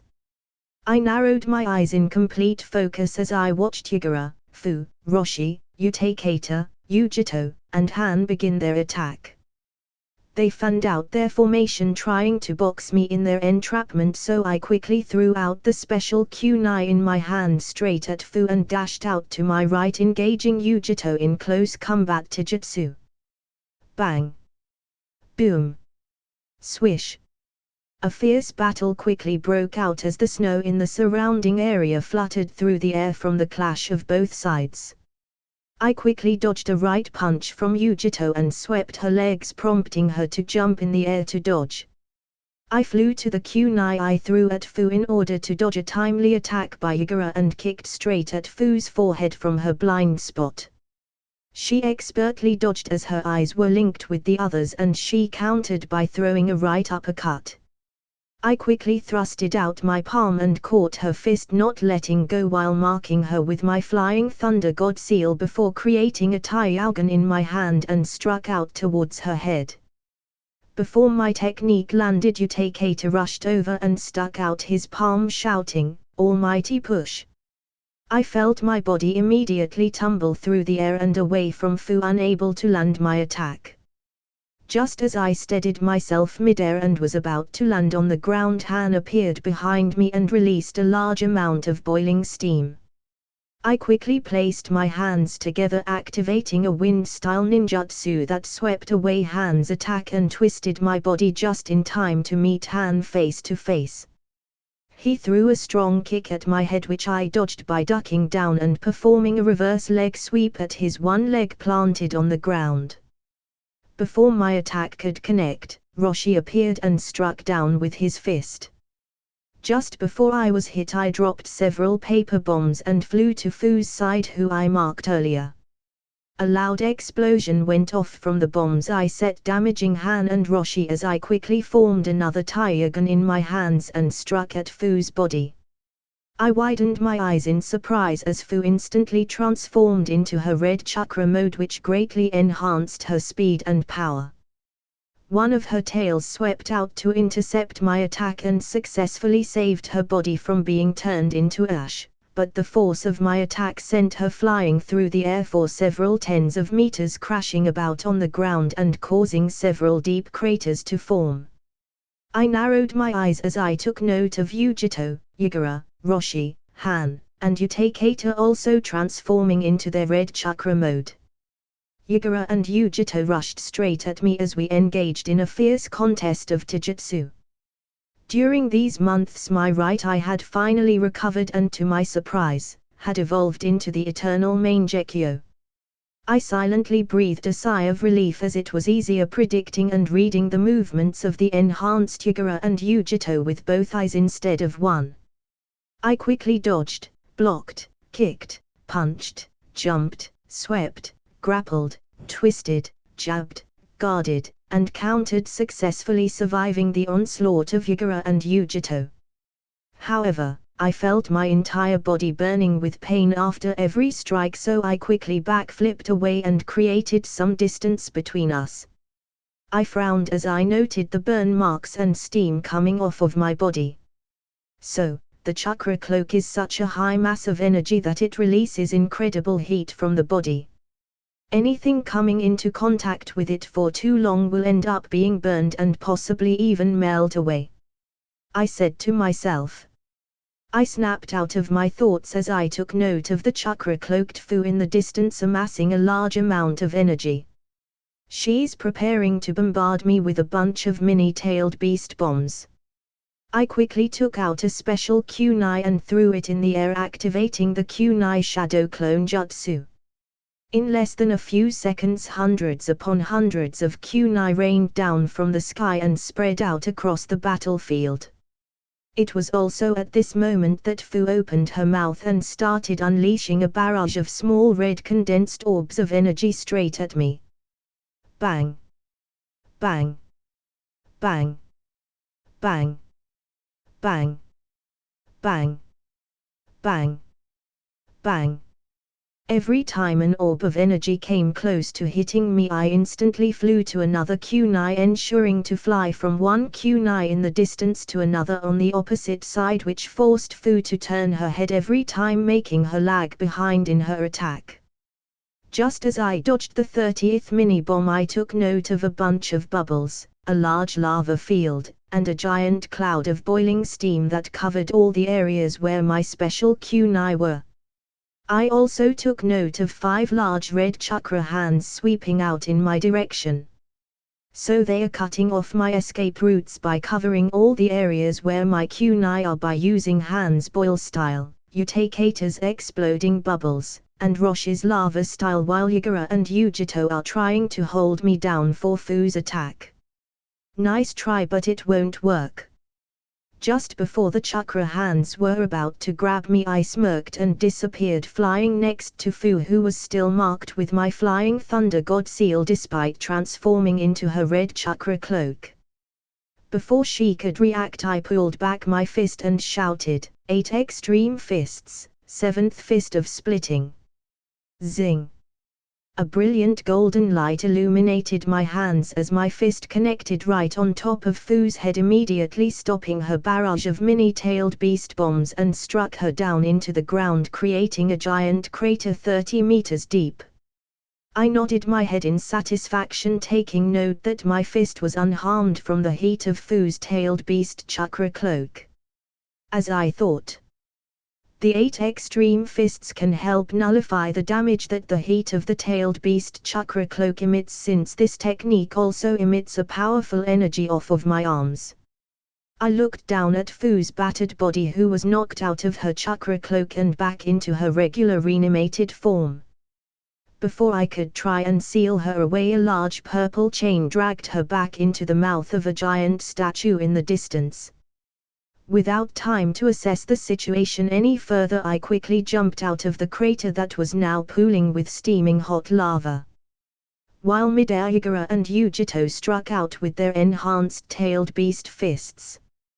Just before their fists made contact, my body exploded, creating a powerful force that blew both of them away and back down to the ground, while the real me was higher up in the sky. I quickly formed the snake hand sign, shouting, Wood style wood snake jutsu. I stuck out both palms at the fallen Yagura and Yujito as 2 large wooden snakes quickly rushed out and ensnared both Jinchuriki. As they bit into their bodies, it began to disrupt their chakra, slowly suppressing their red chakra cloak transformation. Once again, a purple chain pulled both Yujito and Yagura into the mouth of a giant statue in the distance.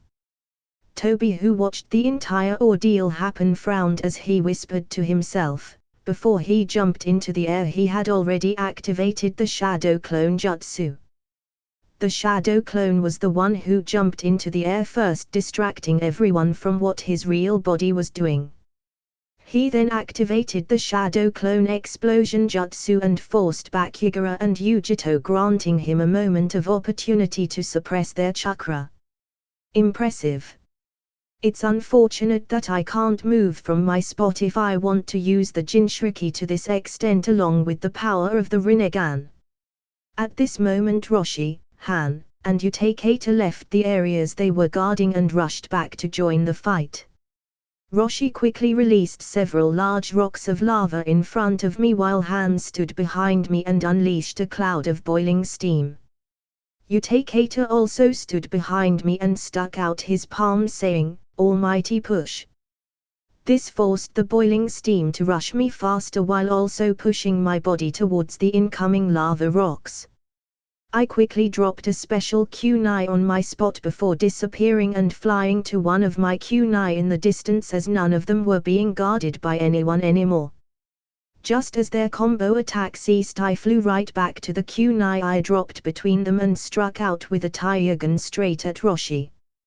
I scowled at the next moment as Roshi absorbed my jutsu whilst Han performed an axe kick at my back. I immediately ceased using any ninjutsu and performed a backwards roundhouse kick to deflect Han's attack. At the same time I threw my special kunai right at Utakata, who sidestepped to dodge. Just as my kunai flew by Utakata, I took that chance to fly next to him and quickly activated another Taiyogan. Utakata quickly guarded his side with one of his chakra tails, successfully surviving my attack while being blown off into the distance. I turned to face Han and Roshi but was surprised that instead of pressing another attack against me, Han, Roshi, and Utakata jumped away and regrouped next to Toby. I let out a quick sigh of relief as I finally had a bit of breathing room and took note of Toby's upset expression through his eyes. However, everyone else in the second division simply stared on in complete shock from the battle they were witnessing. One shinobi couldn't contain his disbelief and exclaimed, "Is this real?" Vice Captain actually went toe-to-toe against 6 perfect Jinchuriki. After the first spoke out in disbelief, many others began to voice their own disbelief and excitement. "No way. Vice Captain is amazing. What? He can actually fight against 6 transformed Jinchuriki at the same time when 3 of them are even Kekii Genkai users. Vice Captain is insane. What a monster. Ha ha ha. He's a shinobi from my village. That's right. He's Konoha's White Flash. I can't believe he fought all of them by himself. He even beat 3 of them and forced the other 3 to retreat. Is he really blind? Heh. He isn't called the Blind Warrior for nothing. Is he a god?" As the chatter continued to go around, it became louder and louder, causing Toby to frown more and more. I stood a good distance away from Toby and the 3 Jinchuriki as I prepared myself for their next move. Toby spoke first as he said, "You did well to last this long. You even managed to defeat 3 of them. Not even the 9 tails and 8 tails fought as well as you did against all 6 of the Jinchuriki. You're too kind. I simply did what I had to." Throughout our fight I was wondering what kind of battle style you would employ. I have to say you prepared an interesting setup. You currently possess only a single Rinnegan, which limits your abilities. You only have 6 Jinchuriki, but you've collected 7-tailed beasts. I reckon without a host for the 1 tails you aren't really using it. The 6 Jinchuriki can maneuver their bodies better with their 1 Sharingan. With their 1 Rinnegan they share a field of vision covering each other's blind spots. They also each possess 1 ability of the 6 paths. However, I reckon those abilities aren't of much use to you except a couple, such as the Prata Path's ability to absorb ninjutsu and the Deva Path's ability to push and pull objects. Since they are reanimated shinobi, the Naruto Path's ability to restore damaged objects is not as valuable to you. Neither is the Asura Path's physical enhancement, since they can undergo tailed beast transformation. The human path will only be useful if you can get your opponent to stay still and you don't have any summonings that can be called forth through the animal path. You gave Roshi the Prita path ability and Utakata the Deva path ability. You mainly had Yagura, Ujito, and Fu attack me with Taijutsu hoping to distract me from Roshi's lava style and Han's boil style. You would then use Utakata's Deva path to support the others however they need it. Unfortunately, with only a single Rinnegan their abilities are diminished. I made sure to observe carefully. Roshi can only absorb ninjutsu that's in front of him. The absorbing barrier from the Prita path ability doesn't cover his entire body like it normally would. As for Utakata, I was wondering why you had him defend with his chakra tail instead of using his Rinnegan ability to push me away from my last attack, but I'm quite certain now that it has to do with being weakened by having only a single Rinnegan. My guess is that the interval time between each push and pull of the Deva path is at least twice as long as normal. You probably can't use the catastrophic planetary devastation jutsu either. On top of all this, you never joined in the fight. It's probably because if you wish to utilize the full effectiveness of the 6 Jinchuriki and the Rinnegan you need to conserve your chakra and completely concentrate on controlling them or you might lose control. Toby frowned some more and said in a deep and dark tone, I admire your intelligence and skill in battle. This makes me want to kill you even more. With the 9 tails and 8 tails still recovering, let's see you survive this. I immediately frowned as I felt an immense amount of chakra beginning to gather around the 3 Jinchuriki left. They instantly transformed into their full-on tailed beast, revealing the 4 tails, the 5 tails, and the 6 tails. I narrowed my eyes and racked my brain for how to counter the next attack as 3 separate tailed beast bombs charged up in the air. I took note of the fearful look in everyone's eyes who were watching while Naruto and B widened their eyes in shock and worry as they hadn't completely healed their injuries and recovered enough chakra yet. Tsunade clicked her tongue and shouted, just 10 more seconds. However, the tailed beasts finished charging up their attack and released 3 tailed beast bombs towards me and the rest of the 2nd division. I clicked my tongue and quickly jumped back while placing my hand on the ground shouting, summoning jutsu, quintuple Rashomon.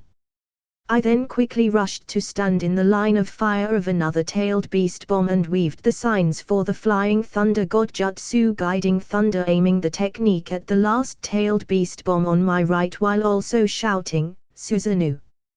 Just as I completed my movements, 5 giant monstrous gates appeared in a plume of white smoke and intercepted one of the tailed beast bombs, shifting the direction of its trajectory, causing it to fly off into the distance.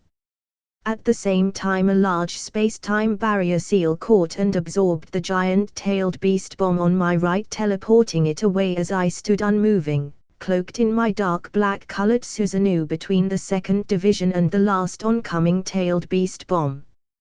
Just as the last tailed beast bomb arrived before me, my Susanoo unsheathed a black and blue katana, the spirit weapon Maze Immune, and blocked the giant bomb with the flat of the blade. Zing!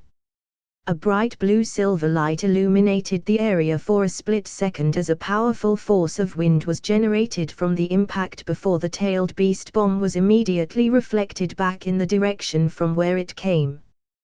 Toby widened his eyes in shock as he watched everything play out. In less than a few seconds, the reflected tailed beast bomb arrived at Toby's location and exploded, decimating the area. I immediately dropped to my knees and panted heavily at the near impossible feat I just performed while Naruto and B quickly jumped down to support me. I let them stabilize my wobbly body while I assessed my situation. That was definitely a gamble, I thought to myself.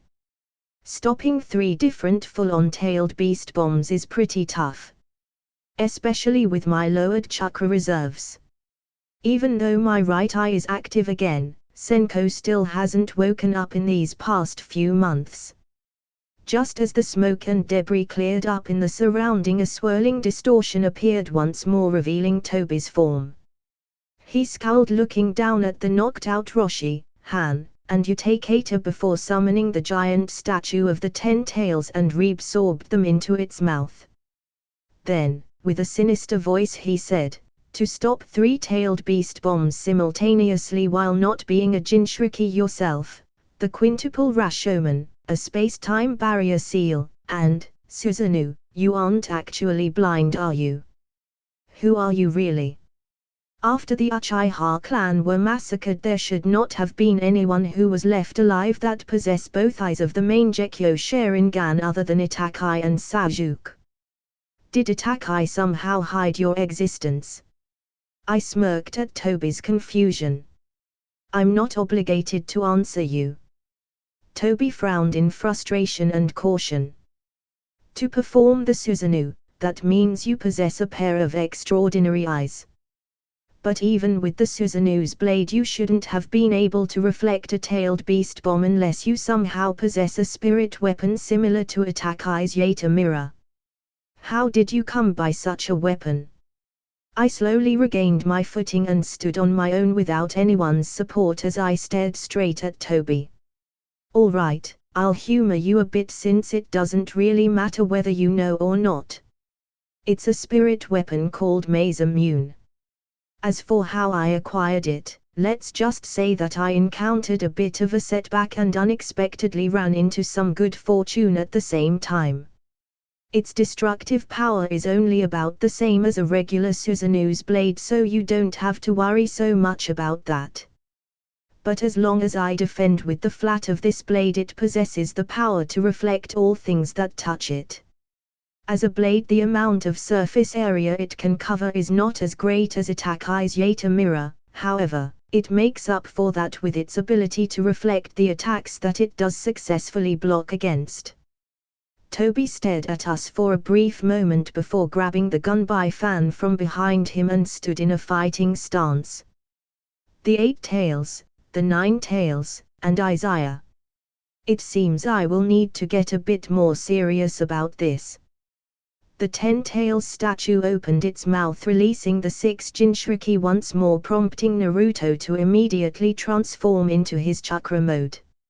I took note of the difference in Naruto's chakra mode this time from when I saw him fight Nagato and thought, seems he and Kurama got closer and became good buddies before he and B got here. His chakra mode is more complete this time.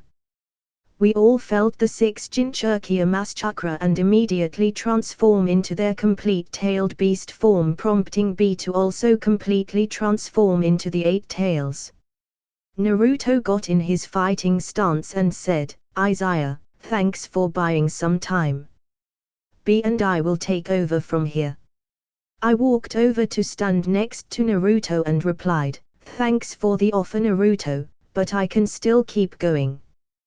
Toby, standing on top of the 10 tails statue, merely laughed. "You don't honestly believe that you have a chance now, do you?"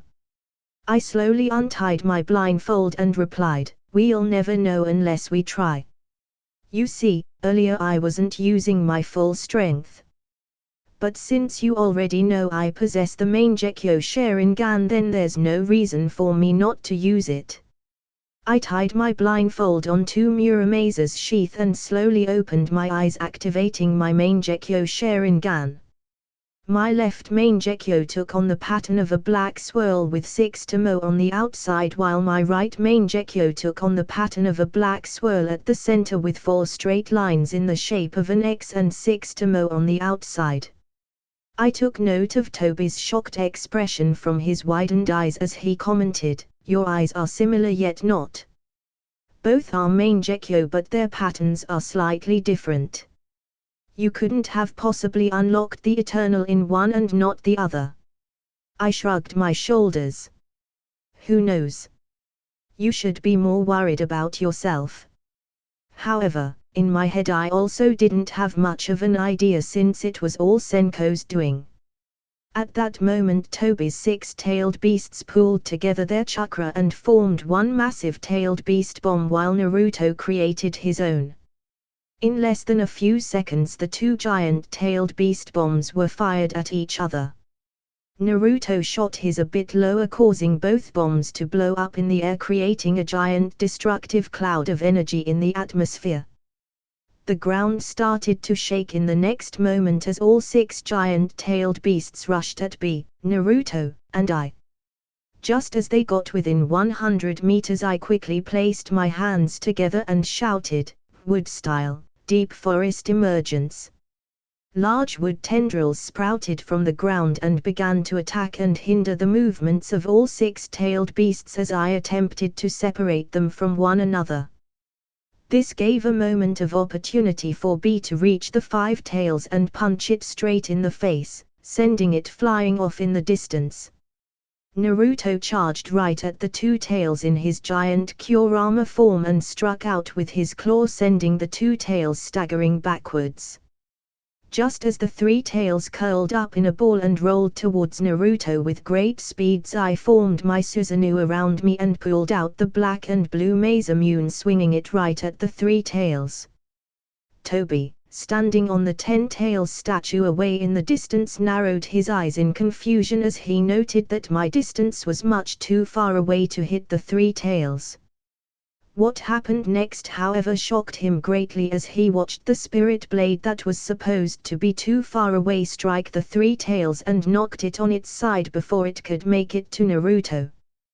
Toby shouted in shock, "Impossible." He frowned and quickly disappeared. I nodded in satisfaction before turning around and struck out with my fist as I sensed Toby's presence behind me. My fist slipped through his head as he swung out with his gun by fan.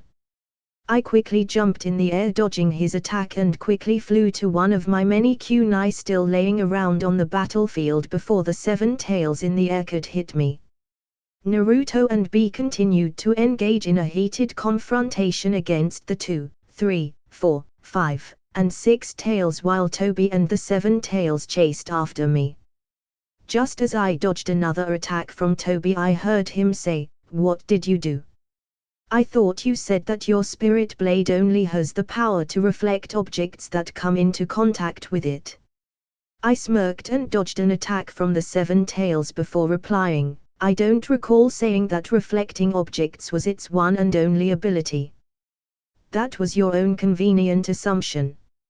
I threw a kunai at Toby only for it to slip right through him. Just as it appeared behind him, I flew to it and struck out with a Taiyogan right at his head only for me to slip through him again.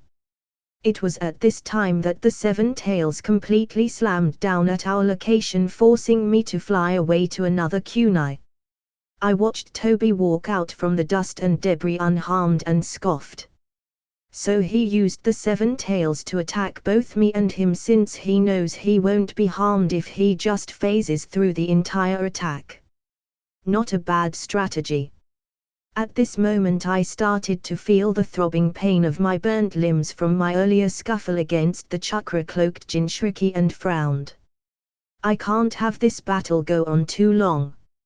I need to recover my chakra and heal my wounds.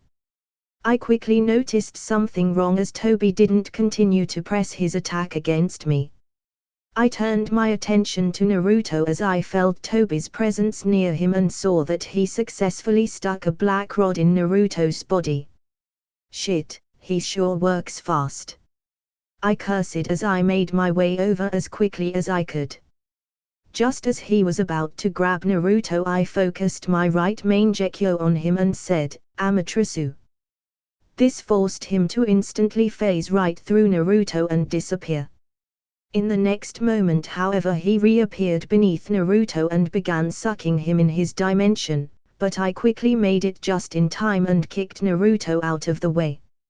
In less than a second later I disappeared and ended up inside a world filled with blue columns and empty space. I took a look around and clicked my tongue. TCH. Great. Now what? I stood up but winced in pain as my body began to ache all over. Well, at least Toby will have a harder time fighting Naruto and B right now, since any time he phases through objects I'll just pummel that portion of him on this side. But I need to get back somehow since I'd rather not be stuck in his dimension. At this moment I felt a voice speak up in my mind. Aren't you unlucky? Wait, Senko. Is that you? You're finally awake. Have you recovered? No. I'm only waking up momentarily. I know everything that's going on since I can see from inside you. You do. So how come you're up now? And I've been meaning to ask, before in the cave against Muramasa, what did you do to my eye? Senko let out a sigh. Just listen to me and don't talk back. The longer I remain awake, the more energy and power I have to take from you. I'm temporarily awake because you're stuck in a different dimension. Your enemy's dimension. That's not good. Get out. My life is tied to yours after all. You practice a unique ability. I believe you call it the Flying Thunder God Jutsu. That lets you teleport to any markings you have within the same dimension. What you need to do is come up with a way to teleport to one of your markings from a different dimension. Luckily this dimension doesn't seem like it exists too far away from the one you're from. I'll pass on to you a little piece of knowledge I have on dimensional transportation. See if you can make use of it to connect to your seals on the other side. As for your eye, I used my power to force your body to assimilate it and evolve into the eternal Mangekyo Sharingan. Don't ask more about this since I don't have time to explain.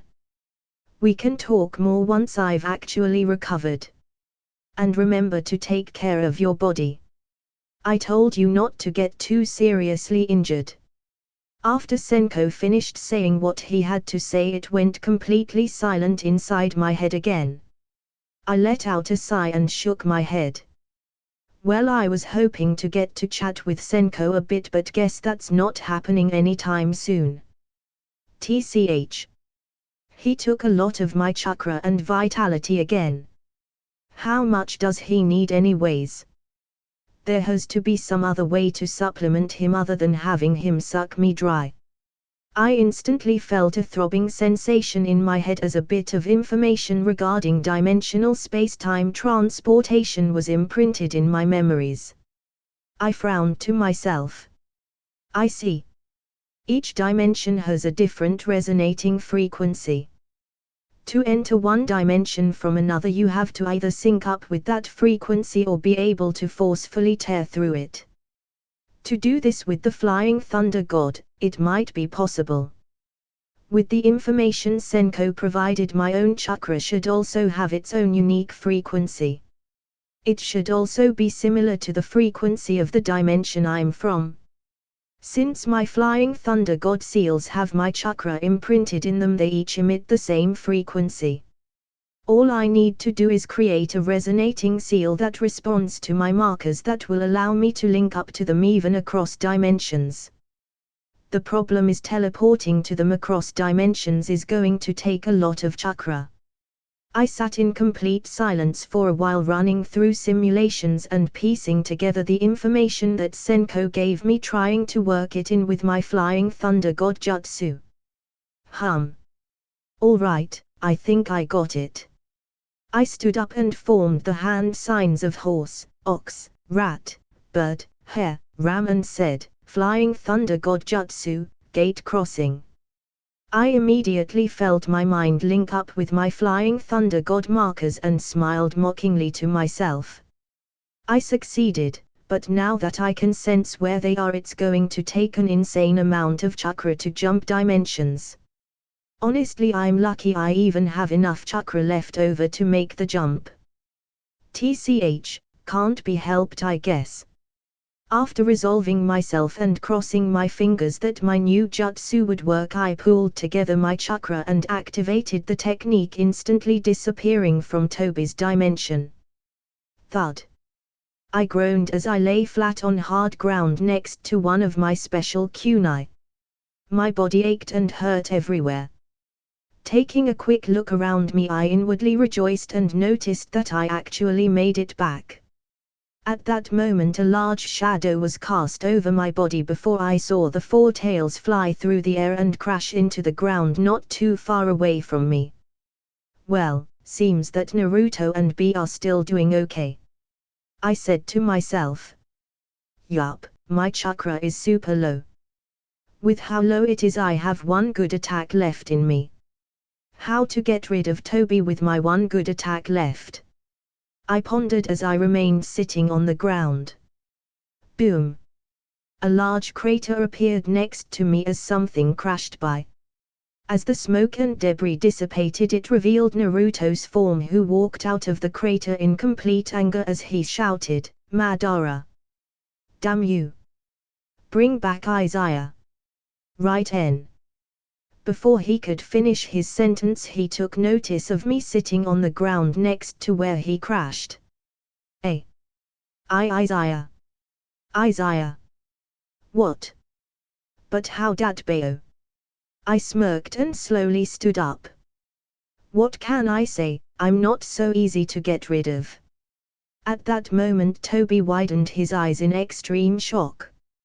Impossible. How did you escape?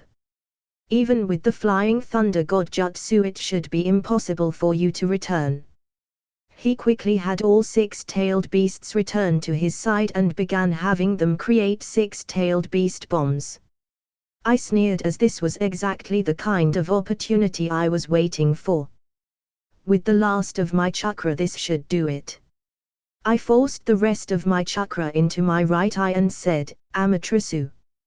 Immediately the six-tailed beasts lit up in black flames and screamed out in agony, forcing them to stop their tailed beast bombs. The mass of energy they accumulated dropped and exploded in their midst, causing a giant explosion. After the dust and debris dissipated, all six-tailed beasts had turned back into their Jinchuriki forms, causing Toby to frown as he utilized his Kamui and removed the black flames from their body. The giant ten-tails statue opened its mouth and sucked in the battered Jinchuriki before disappearing in a cloud of white smoke. I smiled as I sensed Toby's chakra getting low and said, "Seems our battle will have to be postponed." Toby scowled as he slung the gunby fan on his back and began to slowly vanish. Before he completely disappeared, his dark voice echoed in the surrounding area. "This won't be the last of our encounter. I will have the 8 and 9 tails." The second he completely vanished, I dropped to the ground only to be caught in the arms of Hanabi, who had tears in her eyes. She gripped me tight and struggled to let out, "Why, you disappeared. I thought that I would never see you again. Idiot." I closed my eyes and let myself rest in Hanabi's embrace while everyone else remained silent for a moment, taking in everything that had just happened, staring at all the destruction in front of them. The surrounding area was littered full of giant cracks, trenches, craters, hot lava, and steaming rocks. There was no indication of any snow ever being present in the first place. I winced in pain as I felt the burn marks on my body start to ache. Hanabi quickly supported my frame over her shoulder and brought me to the field hospital. "Thanks, Hanabi." She quickly blinked away her watery eyes and nodded. "Just hurry up and get better." I smiled and squeezed her hand comfortingly as I lay down on a mattress and tied my blindfold back on. Tsunade made her way over with great haste and began emergency treatment, healing my wounds as she said, "How reckless of you. Fighting 6 perfect Jinchuriki like that and then fighting against 6 fully transformed tailed beasts. Honestly, I don't know what to say." I smiled as I noticed that while it seemed like Lord Fifth was scolding me, she was actually smiling in relief. Naruto and B also stood by my bedside as Naruto chimed in, "Izaya, thanks for saving me from Madara earlier.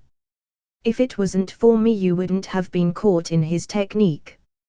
"I'm sorry. But the next time Madara shows up, we'll pummel him for sure." B nodded as he crossed his arms and started rhyming, "Naruto is right. You really put up a fight, yo. We thought that you were gone, but you showed us we were wrong. Oh yeah. Tsunade quickly finished healing my major wounds and patched up my arms and legs in bandages. Alright, that should do it, Izaya. Get some rest. Your wounds should be completely healed by tomorrow. With Naruto and B here we should be able to take care of anything unexpected. After you've rested up you can give your report to HQ. Since you were able to escape Madara's technique, that information will be valuable. I nodded my head and replied, actually his ability isn't that hard to understand, so I'll just tell you now.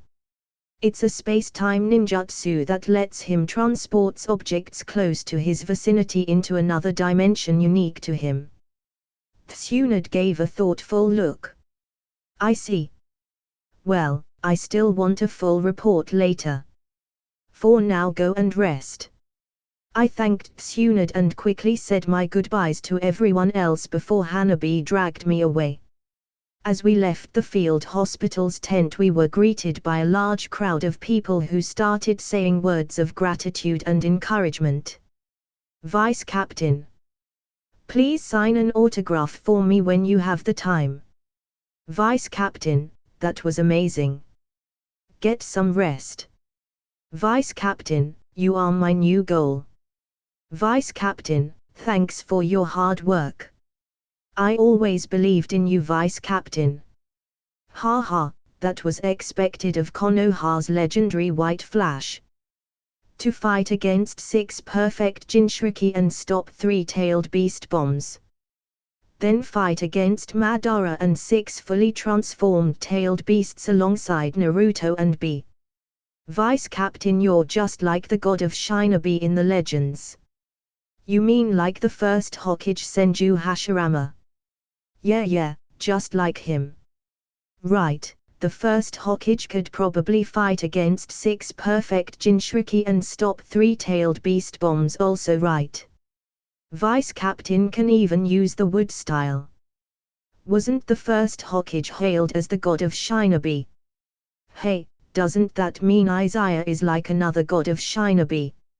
You think so? God of Shinobi. Konoha's White Flash and God of Shinobi. Amazing. Vice Captain, just how much more power are you hiding from us? It doesn't matter, I'm just glad Vice Captain is on our side. Yeah.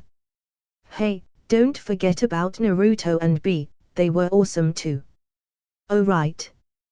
To think that they could control the power of their tailed beast so well. As we continued to walk through camp, hearing everyone's conversation, I started feeling a bit uncomfortable, so I leaned down whispering in Hanabi's ears, "Please hurry, I'd rather be out of public sight right now." Hanabi nodded and quickly pulled me along to her tent, finally out of the open. I let out a soft sigh of relief. "OOF." I groaned as Hanabi quickly pulled me into a tight hug.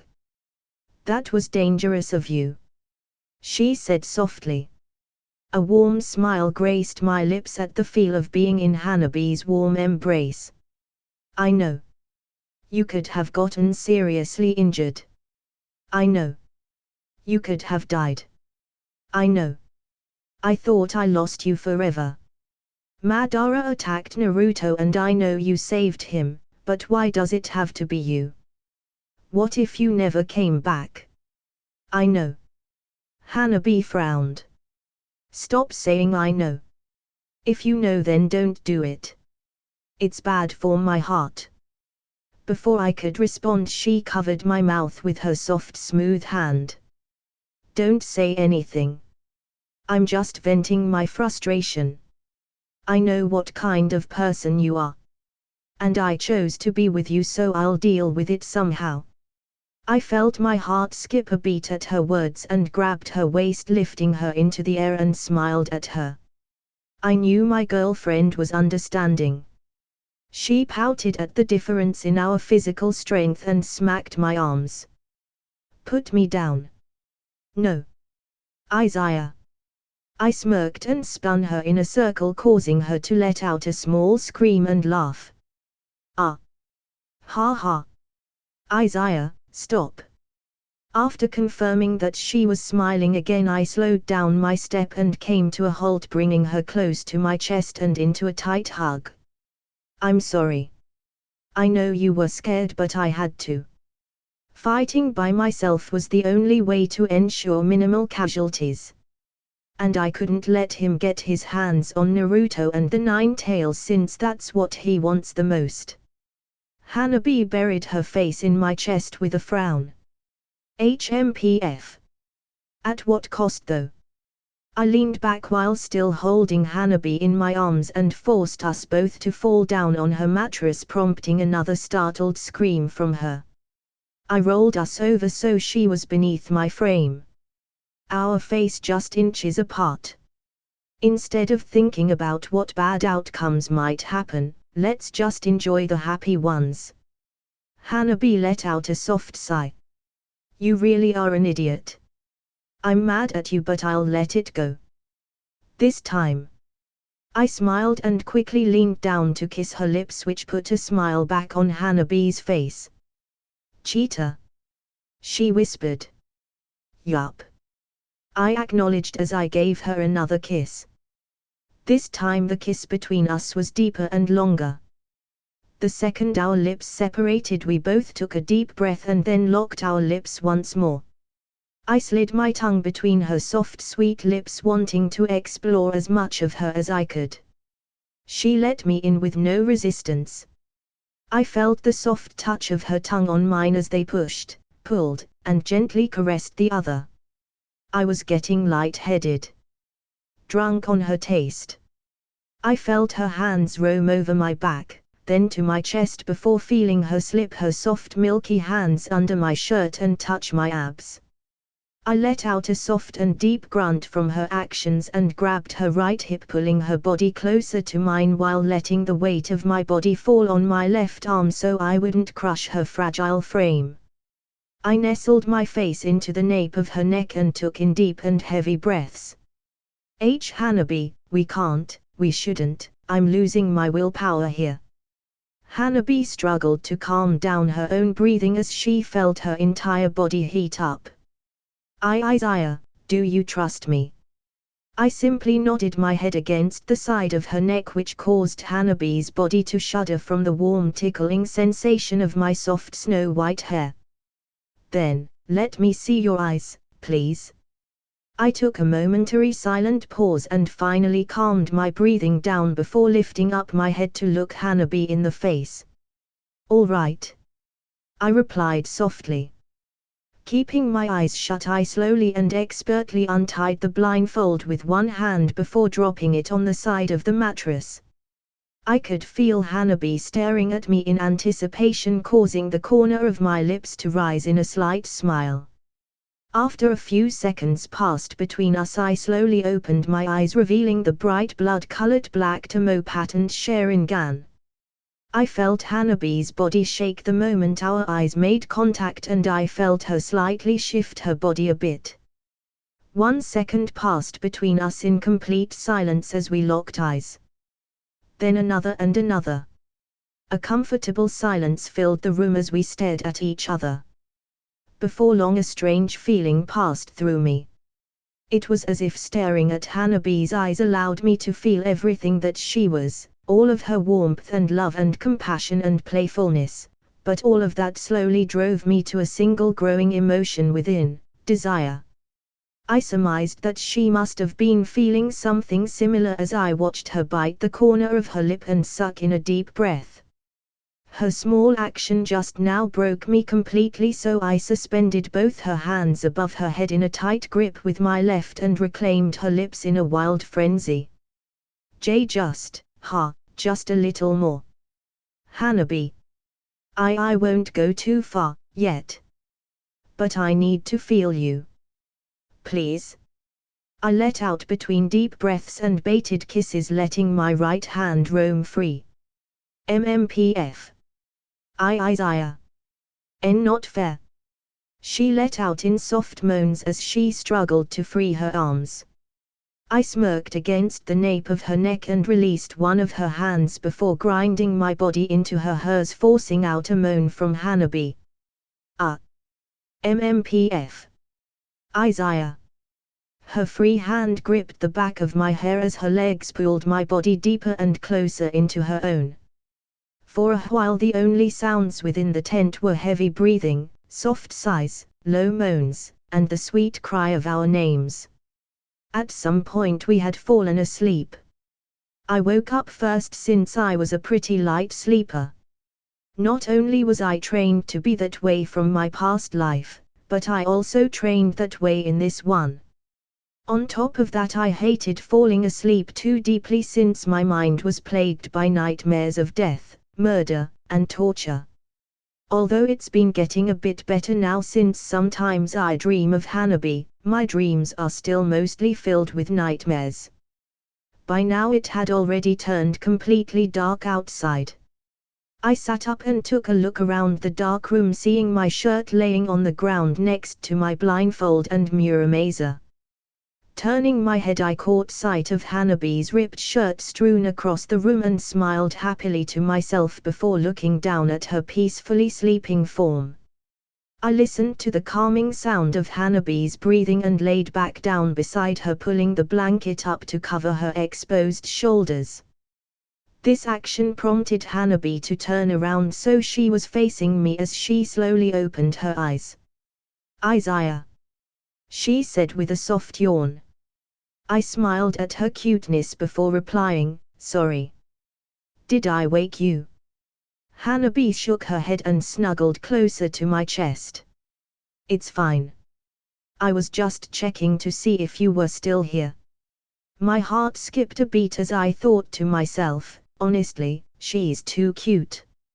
I draped my arm around her, holding her close, and rubbed small comforting circles on her back. "I'm still here. Go back to sleep."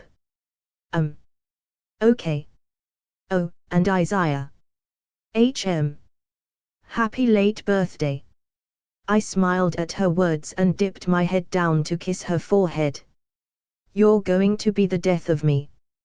Hanabi pouted, "I better." Wait, what do you mean by "I better"?